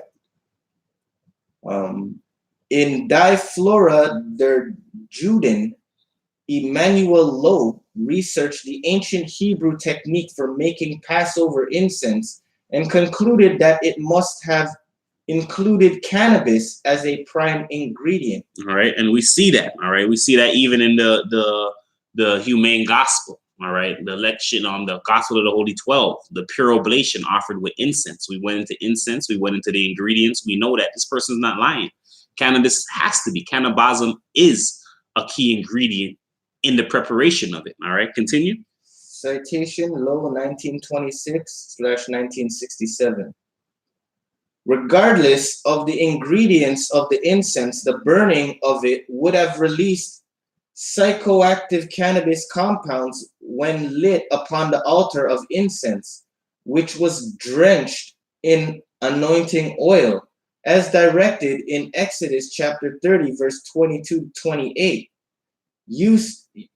Uses the anointing oil to anoint the table and all its articles, the lampstand and its accessories, the altar of incense, the altar of burnt offerings, and all its utensils. All right. So regardless of the ingredients that's added in with the incense, it's saying, all right. So regardless of what you mix with the cannabism, all right, burning of it releases psychoactive compounds from the cannabis. All right. So there's no, listen to you didn't take a pull. When you're in an enclosed area of an enormous fumigation, you're inhaling that and smoking that.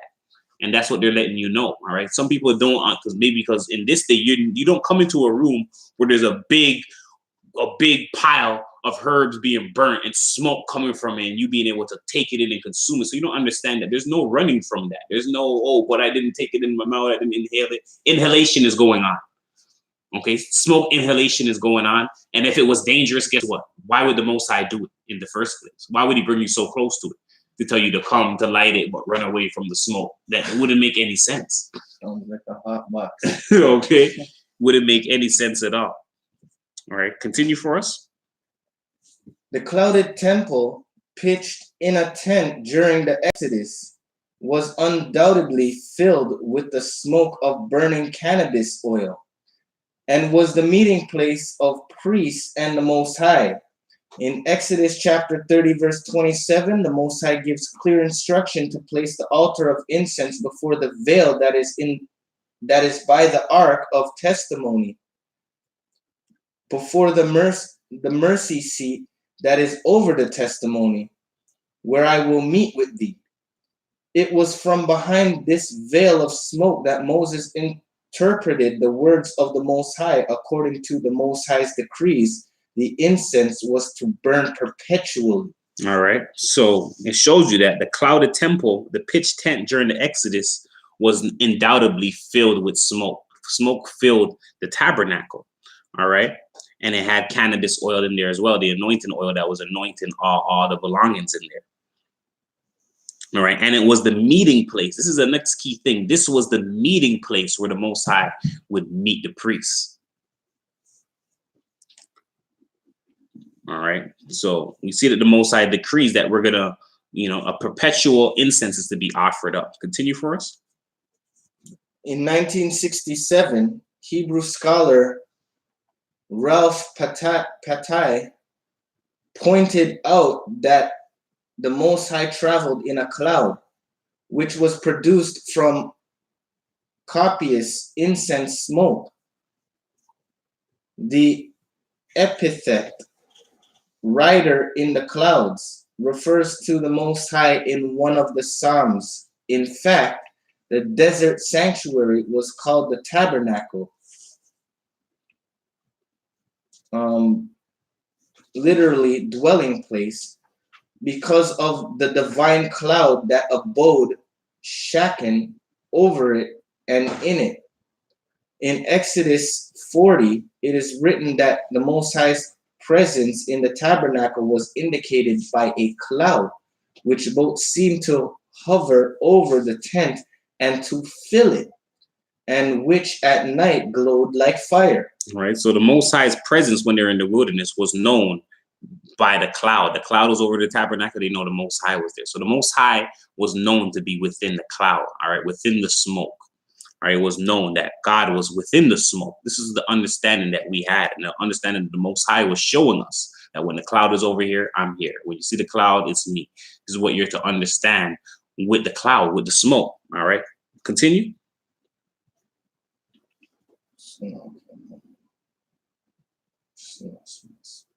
Okay. As Moses would enter the tent, the pillar of cloud would come down and stay at the entrance, while the Most High spake with Moses. Whenever the people saw the pillar of cloud standing at the entrance to the tent, they all stood and worshiped, each at the entrance to his tent. The Most High would speak to Moses face to face as a man speaks to his friend. Exodus chapter 33, verse 7 to 11. The Most High said to Moses, I am who I am. This is what you are to say to the Israelites. I am, or Ahia, has sent me to you. Exodus chapter 13, Exodus chapter 3, verse 14. Such were the words Moses first heard after his initiation into the Midianite priesthood during his first encounter with the burning bush.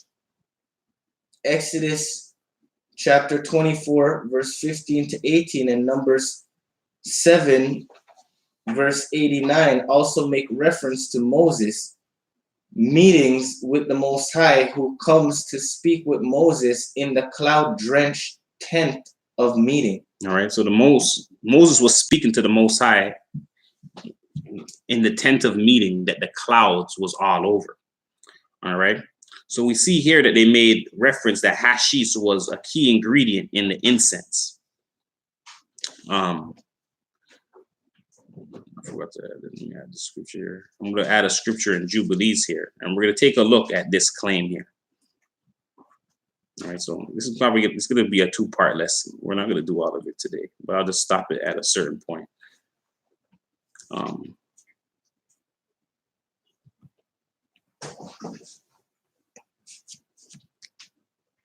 So we're going to go to the book of Jubilees. I'm going to put Jubilees in the chat.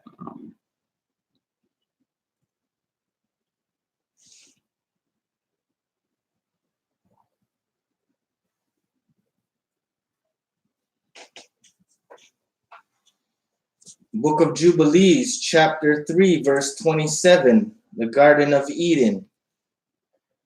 And on that day on which Adam went forth from the garden, he offered as a sweet savor an offering, frankincense, galbanum, and stacks, and spices in the morning, with the rising of the sun from the day when he covered his shame. All right, so Adam was offering up a sweet offering, the frankincense, the galbanum, the stacte, and the spices in the morning. All right, galbanum and stacte, a lot of people don't have an understanding of what these things are. All right, but when the Most High mentions incense and all of that, galbanum and stacte is mentioned with it. We're going to go take a look at what these things actually are. All right, and you're going to see that there's a whole lot of misunderstanding with these, but we're going to get the understanding, all right, at least of what they're supposed to be, all right? So we're going to go to what is stacte, all right? What is stacte? Stacte, Greek, stacte,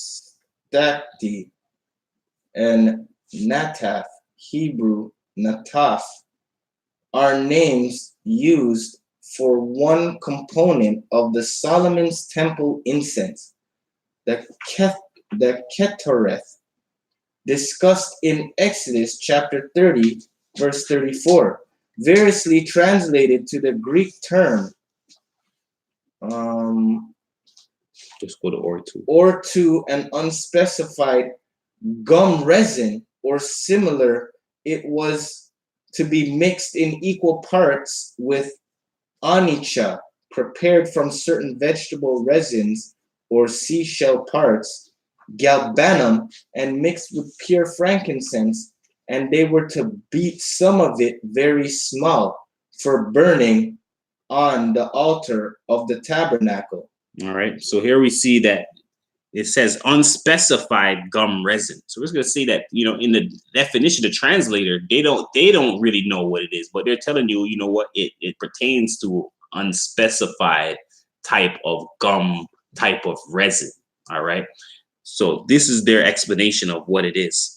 And then they go and say, it's either vegetable resin or it's a part of seashell parts. And this is where the strange incense part is going to start to come into play.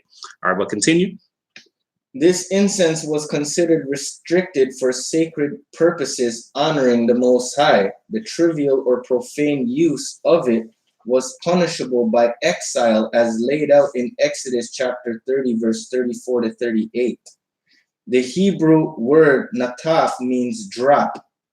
California corresponding to drops of water, Job 36 and 27.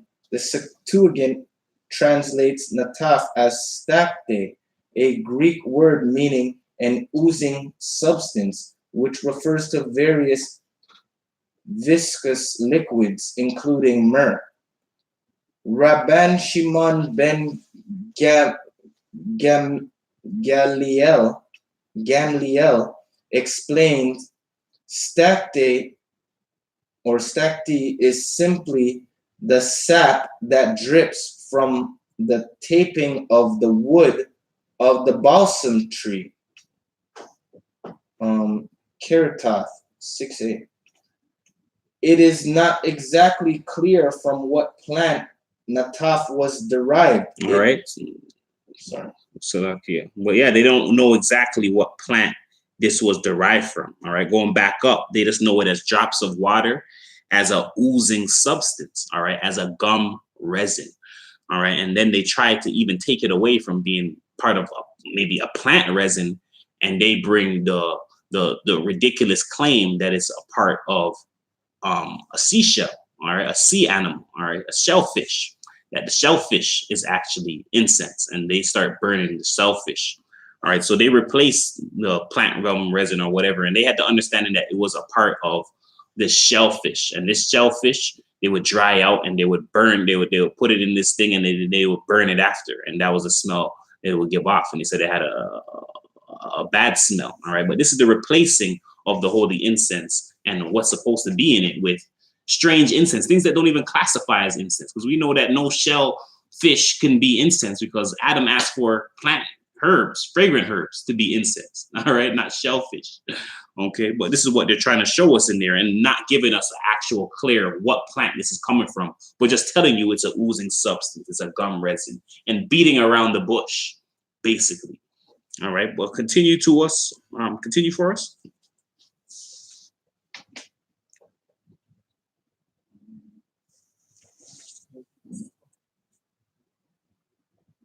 It is not exactly clear from what plant nataf was derived.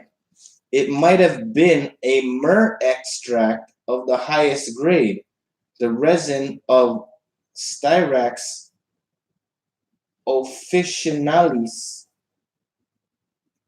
the resin of Styrax benzoin, a close relative of and of the same genus as Styrax officinalis, or even storax, the resin of Turkish sweet gum.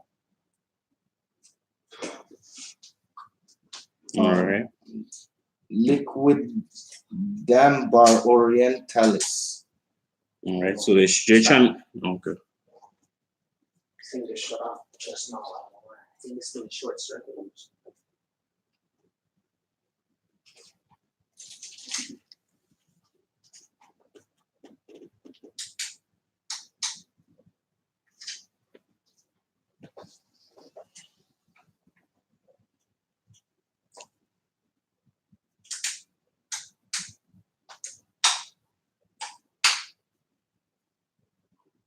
Guess this one's not meant to go out.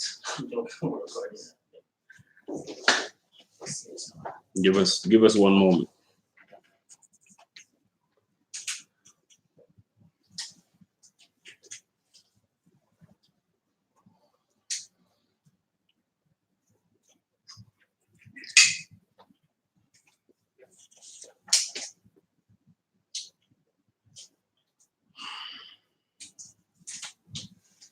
I'm not the 2 hour mark. Mhm.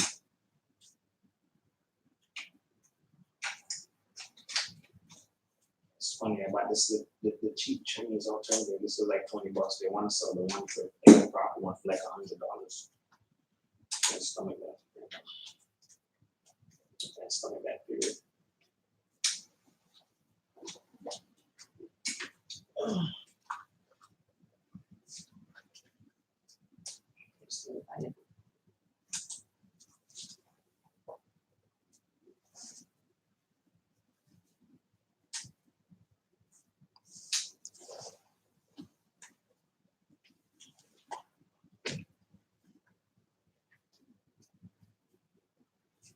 I don't want to just keep going the other left feet. It's down. Yeah, it's not even turning. I'm wondering if it's this I'm actually going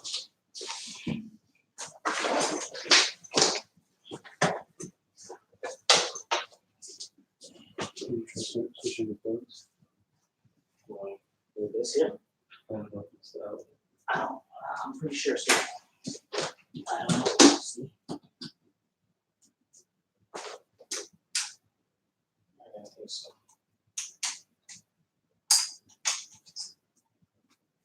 I don't think the battery's charged.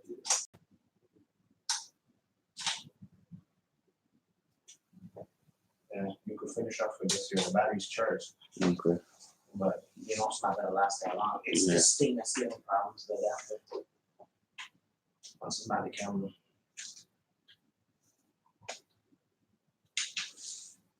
All right.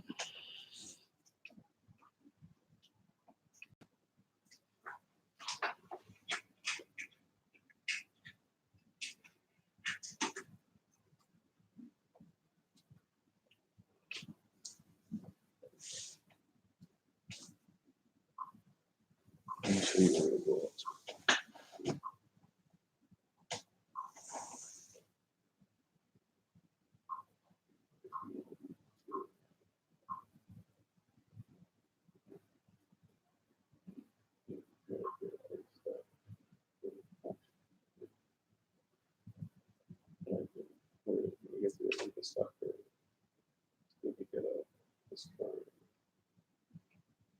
All right, let me know you guys are ready.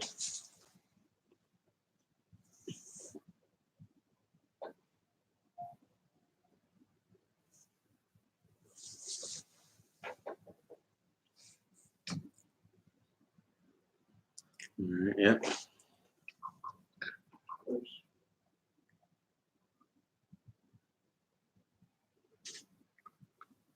All right. So now we're gonna go into what is Anicca.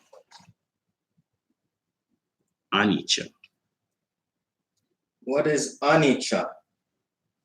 There is some doubt as to whether the anicca of the Old Testament was actually the upper column of a sea snail. All right, so they're now even trying to bring the incense now and say it's coming from a sea snail, and you're going to see why they're doing this. Because if people know that these things are commanded in the scriptures, the outlook on it is going to be different. All right, continue.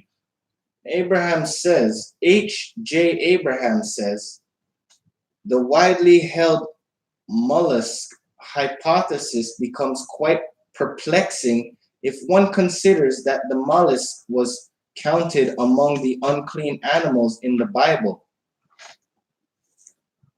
Sea creatures such as the mollusk were an abomination, and even their carcasses were to be considered an abomination, and anyone simply touching them became unclean. Rabbenu Bachie insisted that only kosher species may be used for the Mishkan.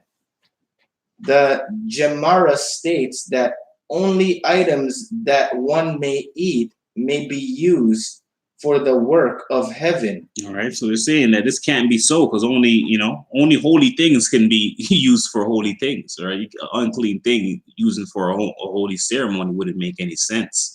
All right, but this is what they're trying to attach this word to. All right, but continue. Nachmanides, Torah scholar and famed Jewish theologian, emphasized that the commandment concerning unclean animals pertained also to temple services. James Strong and J. McClintock write that it seems improbable that any such substance could have been one of the constituent species of or spices, Salakia, of the most holy perfume, not only because we know of none bearing any powerful and agreeable odor, but especially because all marine creatures that were not finned and scaled fishes were unclean, and as such could not have been touched by the priest or used in the sanctuary. All right, so they don't know of any snail that's bearing any powerful or agreeable odor, and as well that the priest could never touch something unholy and go inside the holy sanctuary and use these things. All right, they would be deemed unclean. All right, we'll continue. There is also some doubt that a mollusk would have been referred to as a sweet spice. Baher states that the odor of the burned shells is not pleasant. Although the word anicca has been interpreted as meaning nail, it is pointed out that nail or claw is actually an extended connotation of onyx, derived from the translucent and sometimes veined appearance of the gemstone onyx, which antiquity often describes as a black stone. Coincidentally, onycha is the Greek word which was chosen to replace the original Hebrew word, which was shekeleth. One of the Hebrew words that shekeleth seems to be related to, shekalim, refers to a large variety of plants. The ancient Ugaritic text lists onycha among types of vegetables, implying that onycha was a vegetable also. All right, so the word they say goes back, and it's not even tied to one plant, it's tied to multiple plants, and then they tie it to the onyx gemstone, which was a black gemstone, saying that what it's even mentioning looked like the onyx, the black gemstone, and this is all going to come full throttle. All right, but continue. The Talmud specifically states that although onycha or shekeleth is not from a tree. It does grow from the ground, and that it is a plant. All right. So they're showing you it's not from a tree. They know for sure it's not a tree. It comes from a plant and it's from the ground. All right. So the plant that it comes from, it would have to be known for having these properties for doing this and well known and renowned for doing this. All right. Just keep that in mind. Continue. Condor writes, shekeleth is rendered by the Septuagint anicha, and shekeleth would seem therefore to mean some exudation.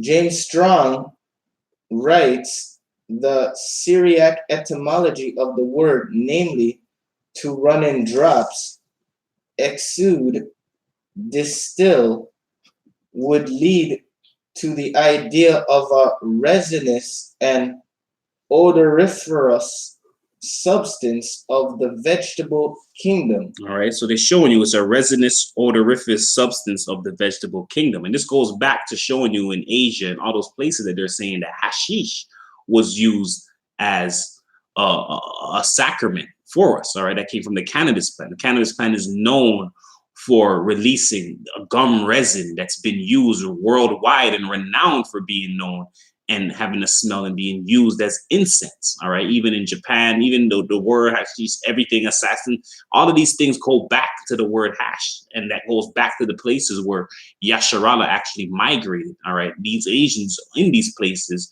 were actually Hebrews that are adopting the customs that people are getting these things from. All right. So the sticky icky, all of that, the resinous plant gum, cannabis is known to have that right off of its gum. It's known for people using its plant resinous gum. And we see here them beating all around the bush on what this could be, even going to a sea animal, a shellfish, to say it belongs to that, then bringing it back around to what it really actually is. All right. So we see that it's plant resin. Plant resin is gummy, sticky, gooey, and is able to be lit and lighted, used as incense, all of that. Myrrh would go under it, but they know it's not even speaking about myrrh. It's speaking about this plant resin. This is world and renown, which is the incense, all right, which is cannabis, all right. Continue for us, or was that there? No. Another writer says the context and the etymology seem to require the gum of some aromatic plant, perhaps gum ladanum. The Hebrew word would seem to mean something that exuded, having odorous qualities. Shekeleth identifies with the Syriac shehelta, which is translated as a tear, distillation, or exudation. All right. So there's two processes, especially with the gum resin. There's the gum resin, you can just roll it up and get it off of it. And then there's a gum resin where you put it through a distillation process. People will call it dab or certain other things where it goes through a certain distillation process where you get the gum resin. All right. So there's gum resin you can just go take right off the plant that it's oozing. And there's gum resin that you actually have to create by distillation. All right. These are the different type of ways people use the gum resins from the cannabis plant. All right. The cannabism plant.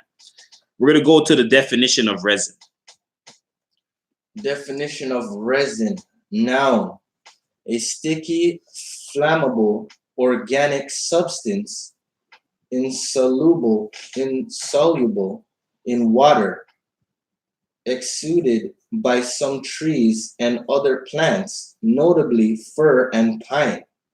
A solid or liquid synthetic organic polymer used as the basis of plastics, adhesives, varnishes, or other products. Plural noun, resins. Noun, synthetic resin. Plural noun, synthetic resins. All right, so resin, all right, a sticky, flammable organic substance, insoluble in water, exuded by some trees, other plants. All right, a solid liquid.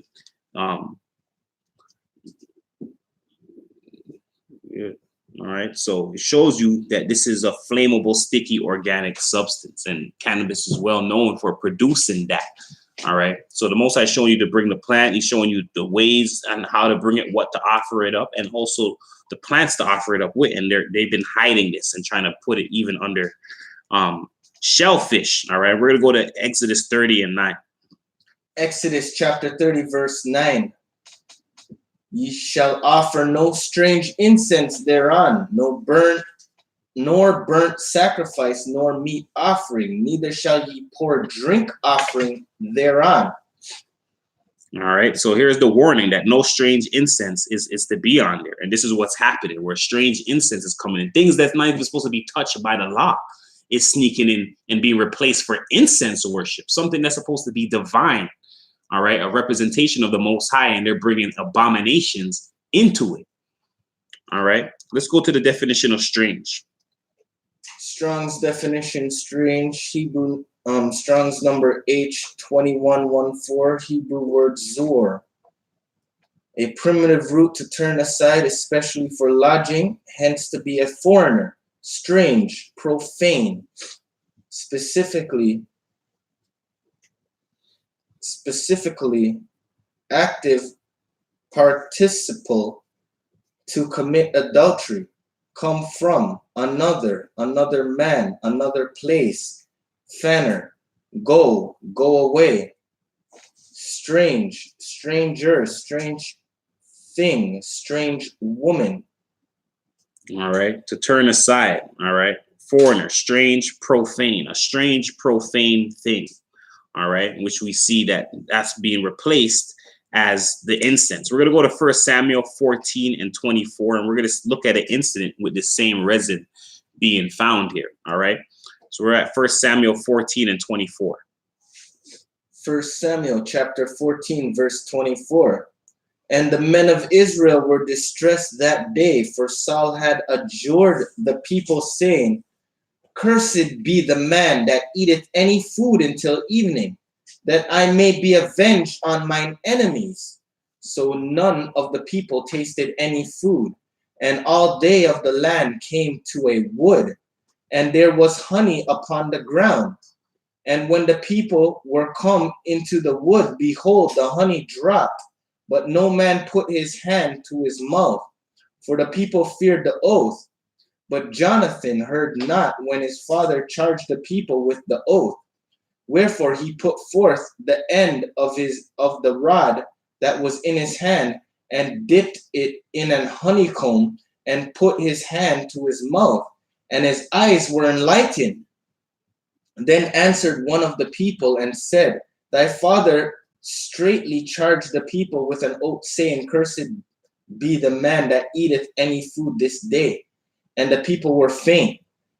Then said Jonathan, My father has troubled the land. See, I pray you, how mine eyes have been enlightened, because I taste a little of this honey. All right. So this is showing you an incident here with Saul and Jonathan there. All right. And they're going and they're seeing this honey. And when you see the word honey there, a lot of people think of the honey from the bees. And that's not what it is when you look into it. All right. Let's just even go into the word. It just means a syrupy or a sticky substance. All right. That's what they call honey. All right. When the plant oozes things, they call that honey as well. Honey could be gotten from bees, and it could be gotten from trees as well. Okay, well, just to give you that, go to the Strong's Concordance. Let me put it in the chat there.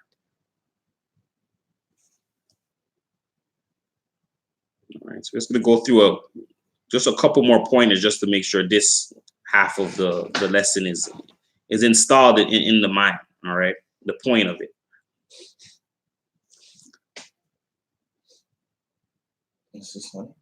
Honey. Yeah. Out of the Strong's Concordance, Strong's number H1706, Hebrew word debash, from an unused root meaning to be gummy, honey, from its stickiness. By analogy, syrup, honey, honeycomb. All right, and even the honeycomb. We're gonna go into honeycomb. So what's the honeycomb part? All right, the comb part. So we see that it's a syrup, all right? By analogy, it's a syrup, all right? It's not saying it's to be gummy. It's not saying it comes from a bee, anything. It's very specific, all right? It's just a gummy substance like honey. All right, continue. Read that definition there.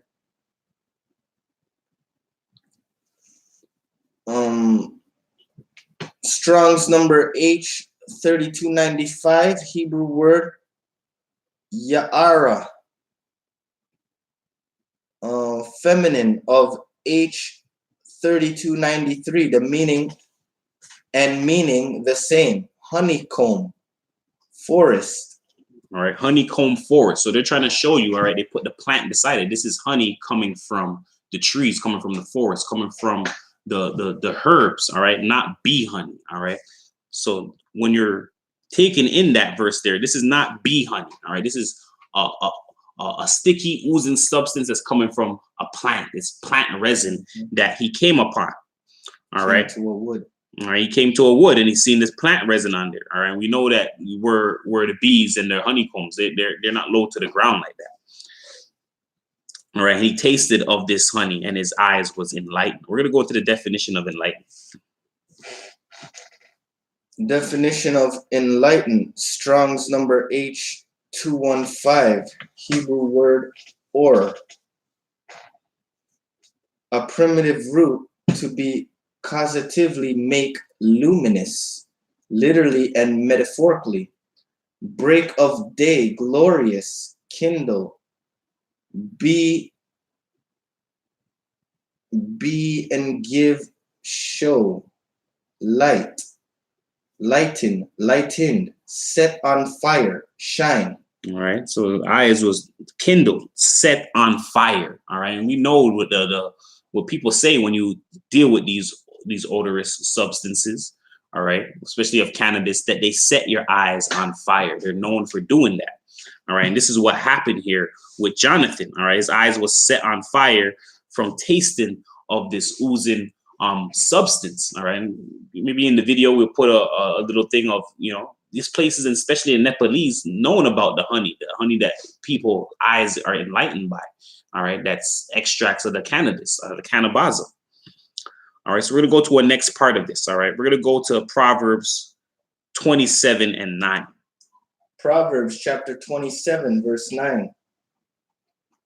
Ointment and perfume rejoice the heart, so does the sweetness of a man's friend by hearty counsel. All right, so this is a key part. Wisdom is showing us that ointment and perfume rejoice the heart, and its comparison is to the sweetness of a man's friend that gives you good counsel. So when you're like, yo, I love him, yo, that Reginald just gave me, he gave me the best advice. That type of enjoyment and love is how the ointment and the perfume rejoice the heart. We're gonna go right here into the definition of perfume. Perfume, Strong's number H7004, Hebrew word kethereth, from H6999, a fumigation, sweet incense, perfume, sweet perfume. All right, so this is what they even do. Why didn't they put the word incense here? All right, it should be ointment and incense rejoice the heart. So in the scriptures, incense is a known rejoicer of the heart. It rejoices the heart. And we know as the heart, we teach that the heart is the mind. All right, the heart is essential of intelligence. All right, we're going to go to the definition of rejoice. Rejoice, Strong's definition, or Strong Hebrew number H8055, Hebrew word samak, a primitive root probably to brighten up, that is figuratively to be causatively make, belith or gleesome, cheer up, be make glad,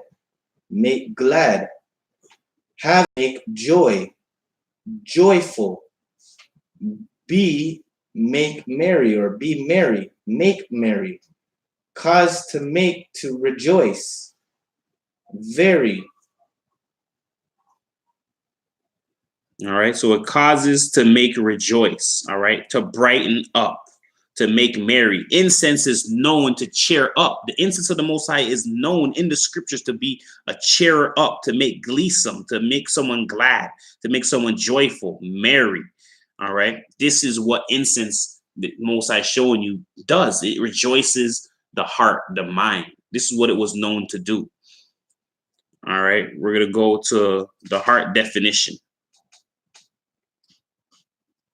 Heart definition out of Strong's Concordance, Strong's number H3820, Hebrew word lab or lab, a form of H3824, the heart, also used figuratively very widely for the feelings, the will, and even the intellect, likewise for the center of anything, care for, comfortably, consent, considered, courage, courageous, friend, friendly,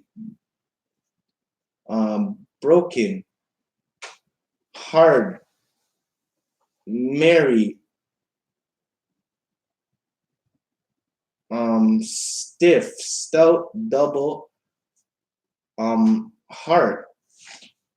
So I guess that's merry heart, broken heart, hard heart, merry heart, stiff heart, stout heart, double heart, double-hearted, heart heed, kindly, missed, mind, minded, regard, regarded, themselves, unawares, understanding, well, willingly, wisdom.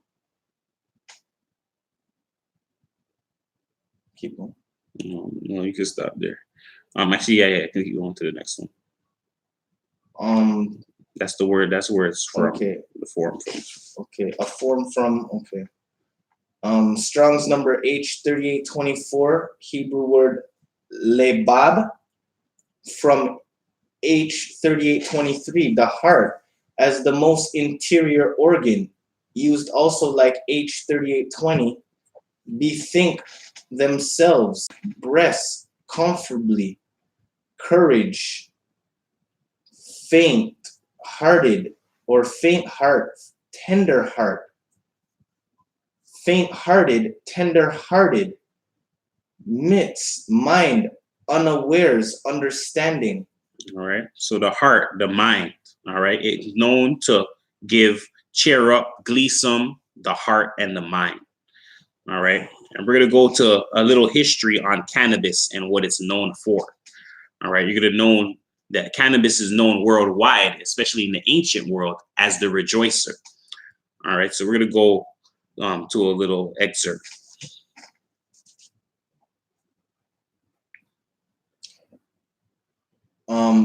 Liberator and sacrament. In India, hemp is still made into a drink that is reputed to have been the favorite beverage of the god Indra. Tradition maintains that Indra gave marijuana to the people so that they might attain elevated states of consciousness and delight in worldly joy and freedom from fear. All right. Even to note there, all right, the Most High lets us know that the other nations were offering his holy incense up to their gods. So he never had any problem with the incense that they were using there per se. He had a problem with it being used by these gods. All right. So continue. Perhaps the cannabis drink known to have been made in the ancient Thebes around 2000 BC was used in the same way. Later in India, 1000 BC to 500 BC, cannabis was mentioned in the Atharva Veda, a collection of Hindu magic spells, as sacred grass and regarded as the source of happiness, joy giver, and liberator.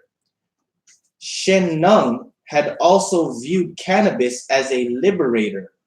According to Indian tradition and writings, Siddhartha used and ate nothing but hemp and its seeds for 6 years prior to announcing his truths and becoming the Buddha in the 5th century BC. Today, in the Tantric Buddhism of Tibet, cannabis plays a very significant role in the meditation ritual, a practice known since 500 BC, when cannabis was thought of as a most holy plant. One of the prized varieties of hash today is the potent Nepalese temple ball. All right, and that Nepalese is the place where I was speaking about that has this honey. All right, that Jonathan would be have tasted at that time. All right, so we're gonna go into two more things. So we're just gonna go into Christ letting us know what the insides of the bodies is. All right, we're gonna go to the Essene Gospel of Peace. Essene Gospel of Peace. The Science of Fasting.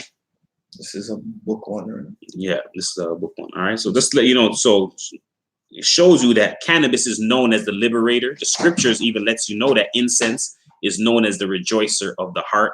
And this all has a connection all back to cannabis and the ancient world. All right. So we're going into Essene Gospel of Peace. And chew well your food with your teeth, that it become water, and the angel of water turn it into blood in your body. And eat slowly, as it were a prayer you make to the Most High. For I tell you truly that the power of the Most High enters into you, if you eat after this manner at his table. For the table of the Most High is as an altar, and he who eats at the table of the Most High is in a temple. For I tell you truly, the body of the sons of man is turned into a temple, and their inwards into an altar, if they do the commandments of the Most High. All right. So it shows you the table of the Most High is an altar. All right. And he who eats at the table eats at an altar. All right. And he shows you that the body of the sons of man is turned into an altar and turned into a temple. And there are inward parts into altars if we do the commands of the Most High. So inside the temple of the Most High, there's two altars. There's the altar for food, and there's another altar, the incense altar. This is what we're going to go and find and just, make sure that you have the understanding where the incense altar is. All right. But we all know where the food altar is. We all know that that's in the belly. All right. Your belly, when you're giving your sacrifice or whatever, that that's a spiritual representation of the food altar that they were having inside the temple. All right. But where is the incense altar? And that's what we're going to go into. But continue for us. Wherefore, put not upon the altar of the Most High when your spirit is vexed, neither think upon anyone with anchor in the temple of the Most High, and enter only into the Most High sanctuary when you feel in yourselves the call of his angels. For all that you eat in sorrow or in anger or without desire becomes a poison in your body. For the breath of Satan defiles all these. Place with joy your offerings upon the altar of your body, and let all evil thoughts depart from you when you receive into your body the power of the Most High from his table. All right. So he shows you the body of man is turned into a temple, and his inward parts turned into altars. There's two altars, the altar for food and the altar for incense. All right. Now, the altar for incense this one is hard to track down. This is what everyone wants to get. All right. And the source that we have to go get this is actually from Masons who know about the lodge, who know about the temple, and they explain that they have the understanding of what the altar of incense is. All right, we're going to go to a little excerpt. Incense altar is located within the temple of man. What follows is speculative and is intended to stimulate your own thoughts on this subject. I want to compare the events of the most excellent master degree to both the physical and spiritual aspects of the human body and see if the completion of the temple can be representative there in the same manner. I will begin by suggesting that our heart or possibly our heart and stomach, represents the altar of sacrifice. All right, so it shows you there the stomach, all right, heart and stomach, altar of sacrifice, all right, stomach right there, the altar of sacrifice where the food was going, with the stomach right there, all right. Gospel of peace clearly lets you know that as well. All right, continue. Physically, the heart is the center of our body's blood system, and blood is the primary ritual element of the sacrifices which were performed in the temple. The blood from the sacrificial animals were placed upon the horns of the altar of sacrifice and was also carried into the holy place and placed upon the horns of the incense altar. Scriptures frequently relate fire to the heart. Psalms chapter 39 verse 3, for example, reads, "My heart was hot within me while I was musing, the fire burned. Then spake I with my tongue." Jeremiah 20:8-9 reads, "For since I spake, I cried out. I cried violence and spoil, because the word of the Most High was made a reproach unto me, and a derision daily. Then I said, I will not make mention of him, nor speak any more in his name. But his word was in mine heart, as a burning fire shut up in my bones. And I was weary with forbearing, and I could not stay." Luke 24:32 says, "And they said one to another, did not our heart burn within us while he talked with us by the way, and while he opened to us the scriptures?" Right, and this is what they're showing you, that the heart and the altar of sacrifice is connected. All right, this is what comes the Most High says a bloodless sacrifice. All right, it's what he's looking for, because it shows your true intention in your heart, and it shows, you know, when you're placing it there on the altar of incense, it's accepted by it by being assimilated into the body. All right, continue. As I mentioned, some of the blood was carried into the incense altar, and the psalm also said, "Then spake I with my tongue." Our throat has an incense altar within it. All right, so they're showing you our throat has an incense altar within it. If you even just type up and look at the temple, and you know how they show you that the temple is instructed like a man, even where you look where the temple of the altar of incense is by the throat of the temple. All right, you would have the holy place, the holy of holies here, and the incense altar would be right outside the head part, where it'd be right here. All right, that's where the incense altar would be in the temple. All right, but continue.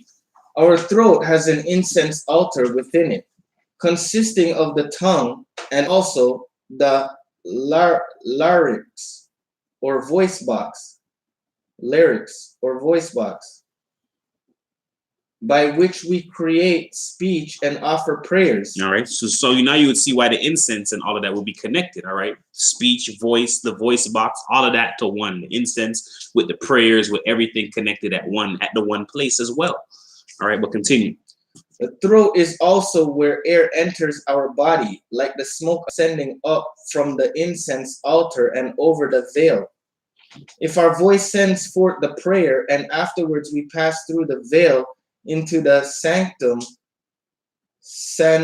sanctorum of our head, where we stand in waiting for an answer to our prayer, would not the daughter of voice, the Bath Cole, be that still small voice of the Most High, speaking directly to our mind? Would not the greater cherubim reaching across the room be the eyes, whose optic nerves like wings meet in the middle of the Holy of Holies? All right, and it's breaking down your head and what's within it, and the parts, and how they're synonymous with these places that the Most High put in that part of the temple. All right, we'll continue. And would not the lesser cherubim beam Upon the ark be our ears, whose canals lead inward, covering over and supporting that mercy seat. The bath coal is the voice of the Most High, which issues forth from between the wings of these cherubim, and enters our thoughts as divine inspiration. Perhaps the smoke of our golden censer is the temporary closing of our eyes and ears to outside sensory distractions so that we can listen for the bath coal. Perhaps, like the high priest, we may invoke the true word, not the royal ark word, but that which it represents, and summon the Shekinah to appear in our Holy of Holies to give us direction. This direction is not identical to our own thoughts, but is added unto them, mixing with them. Neither is it identical to that wisdom which descended to rest upon Solomon in the past master or fifth degree, represented by Solomon's crown or the top hat of the master. But before we are to hear the bath coal, we must ensure that the building is completed, that the keystone is set into the principal ark of the temple, that the ark is safely seated, and that there is a fire burning upon the altar of our heart. Remember, the fire upon the altar of our heart should be continually burning, and the incense should be offered both day and night. But the Shekinah is only manifest when invoked by use of the great and sacred name. All right. So this is King Solomon's lodge. They have the understanding of what's inside the lodge, the temple, all of that, and they know where the incense altar is. They know what it's contrived of, what it's there for. All right, that your throat is the incense altar, all of that. That the same thing when people like this smoking food. All right, trust me, it's one of the greatest things that you could have mixed together. Okay, incense and then food and then some incense. Okay, and that's what the Most High showing you as part of his pure oblation. All right, a good meal. All right, his body represented by the unleavened bread and the grape juice, and incense, which bring a form of joy. There's nothing better than eating and then going to deal with the incense, and that's the sacrifice of the Most High, which is beneficial for the body. So we're just going to go into one fact just to tie it in there. All right, just so there won't be no questions in the week about scientific reasons behind it. We're just going to go into one scientific reason. Evidence behind it, and then we'll save the rest for next week. All right. So those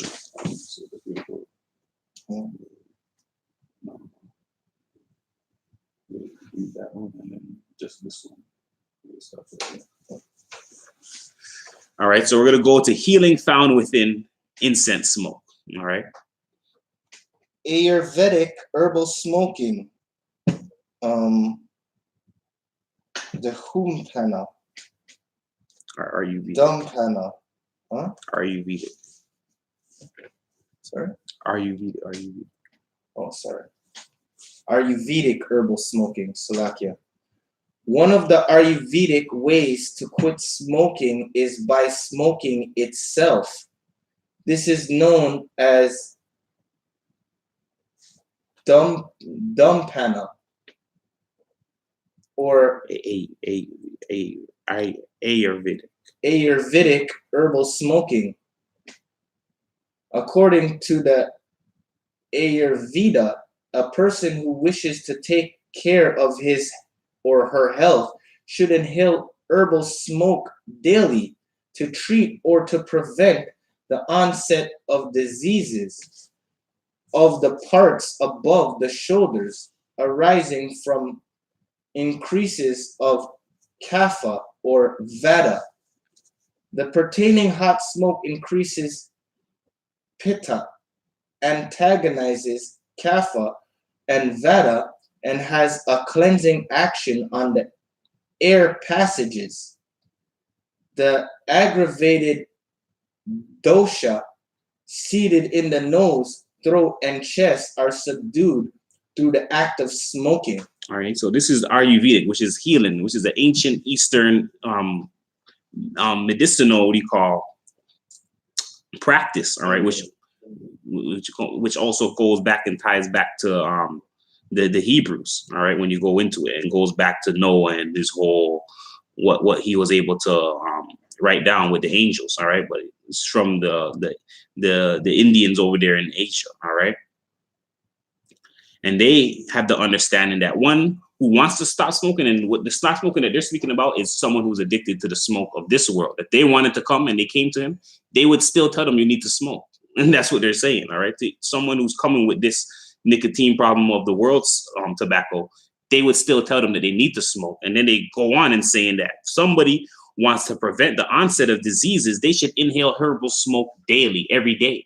And that's what the Most High told Aaron to do. All right. To burn the herbal smoke evening and morning. All right. Daily. And they have the understanding that herbal smoke is good for you and is to be burnt daily for your body and temple. All right. And that certain parts of your body is healed through the act of smoking.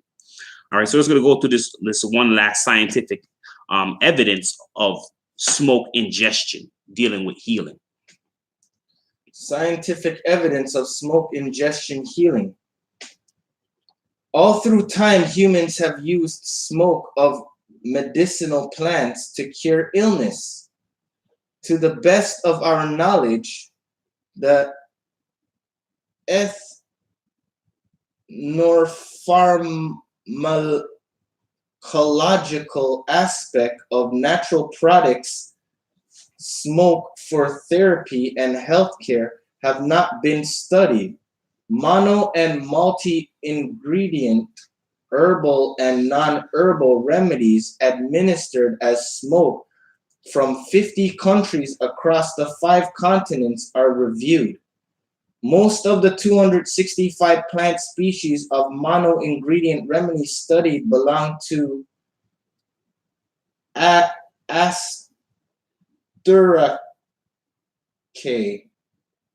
followed by Solanaceae, Fabaceae, or Apiaceae. I think these are plant, the scientific names of the plant families. Sorry if I'm pronouncing it wrong. The most frequent medical indications for medical smoke are pulmonary, neurological, and dermatological. Other uses of smoke are not exactly medical but beneficial to health and include smoke as a preservative or repellent and the social use of smoke. 3 main methods for administering smoke are inhalation, which accounts for 71.5% of the indications, smoke directed at a specific organ or body part, which accounts for 24.5%, ambient smoke, passive smoking, which makes up the remaining 4%, whereas inhalation is typically used in the treatment of pulmonary and neurological disorders and directed smoke in localized situations such as dermatological and genitourinary disorder. Ambient smoke is not directed at the body at all, but used as an air purifier. The advantages of smoke-based remedies are rapid delivery to the brain, more efficient absorption by the body, and lower cost of production. All right. So it shows you the advantages of smoke-based remedies are rapid delivery to the brain, more efficient absorption by the body, and lower cost of production. All right. Continue. This review highlights the fact that not enough is known about medicinal smoke and that a lot of natural products have potential for use as medicine in the smoke form. Furthermore, this review argues in favor of medicinal smoke extended use in modern medicine as a form of drug delivery and as a promising source of new active natural ingredients. All right, and we'll stop there. All right, there's more, but we'll stop there. So showing you that the smoke, all right, a lot of people do not study this, and there's no studies really done on herbal smoke. But these people went and they did the studies on herbal smoke, and this is from about 2003. All right, these studies was coming out from, and they, upon doing these studies, is seeing that the herbal smoke is actually a cleansing smoke, that this cleanses the air when they test the air. All right, and this just goes back to showing you the whole incense. All right, and the pure oblation. This is to be offered up to the Most High. This is to be understood that it's a part of his worship, that it's to be done perpetually, that's to be done daily, that it is a command. It's not of you do it if you want to feel thing. All right, it's a command the same way as he commands us to do other things in the law. All right, so with that being said, this is just the first part of the ancient incense worship. Hope everybody got a better understanding and clearer view of the incense worship and its relationship to the Israelites and the Hebrews and the Most High. All right, with that being said, I want to say all praises be unto the Most High, Almighty Ahaya. This is the SC Community Church of Christ. My name is Brother Shamar. My name is Brother Tabak. And enjoy the rest of your Shabbat. All right. Shalom. Shabbat shalom.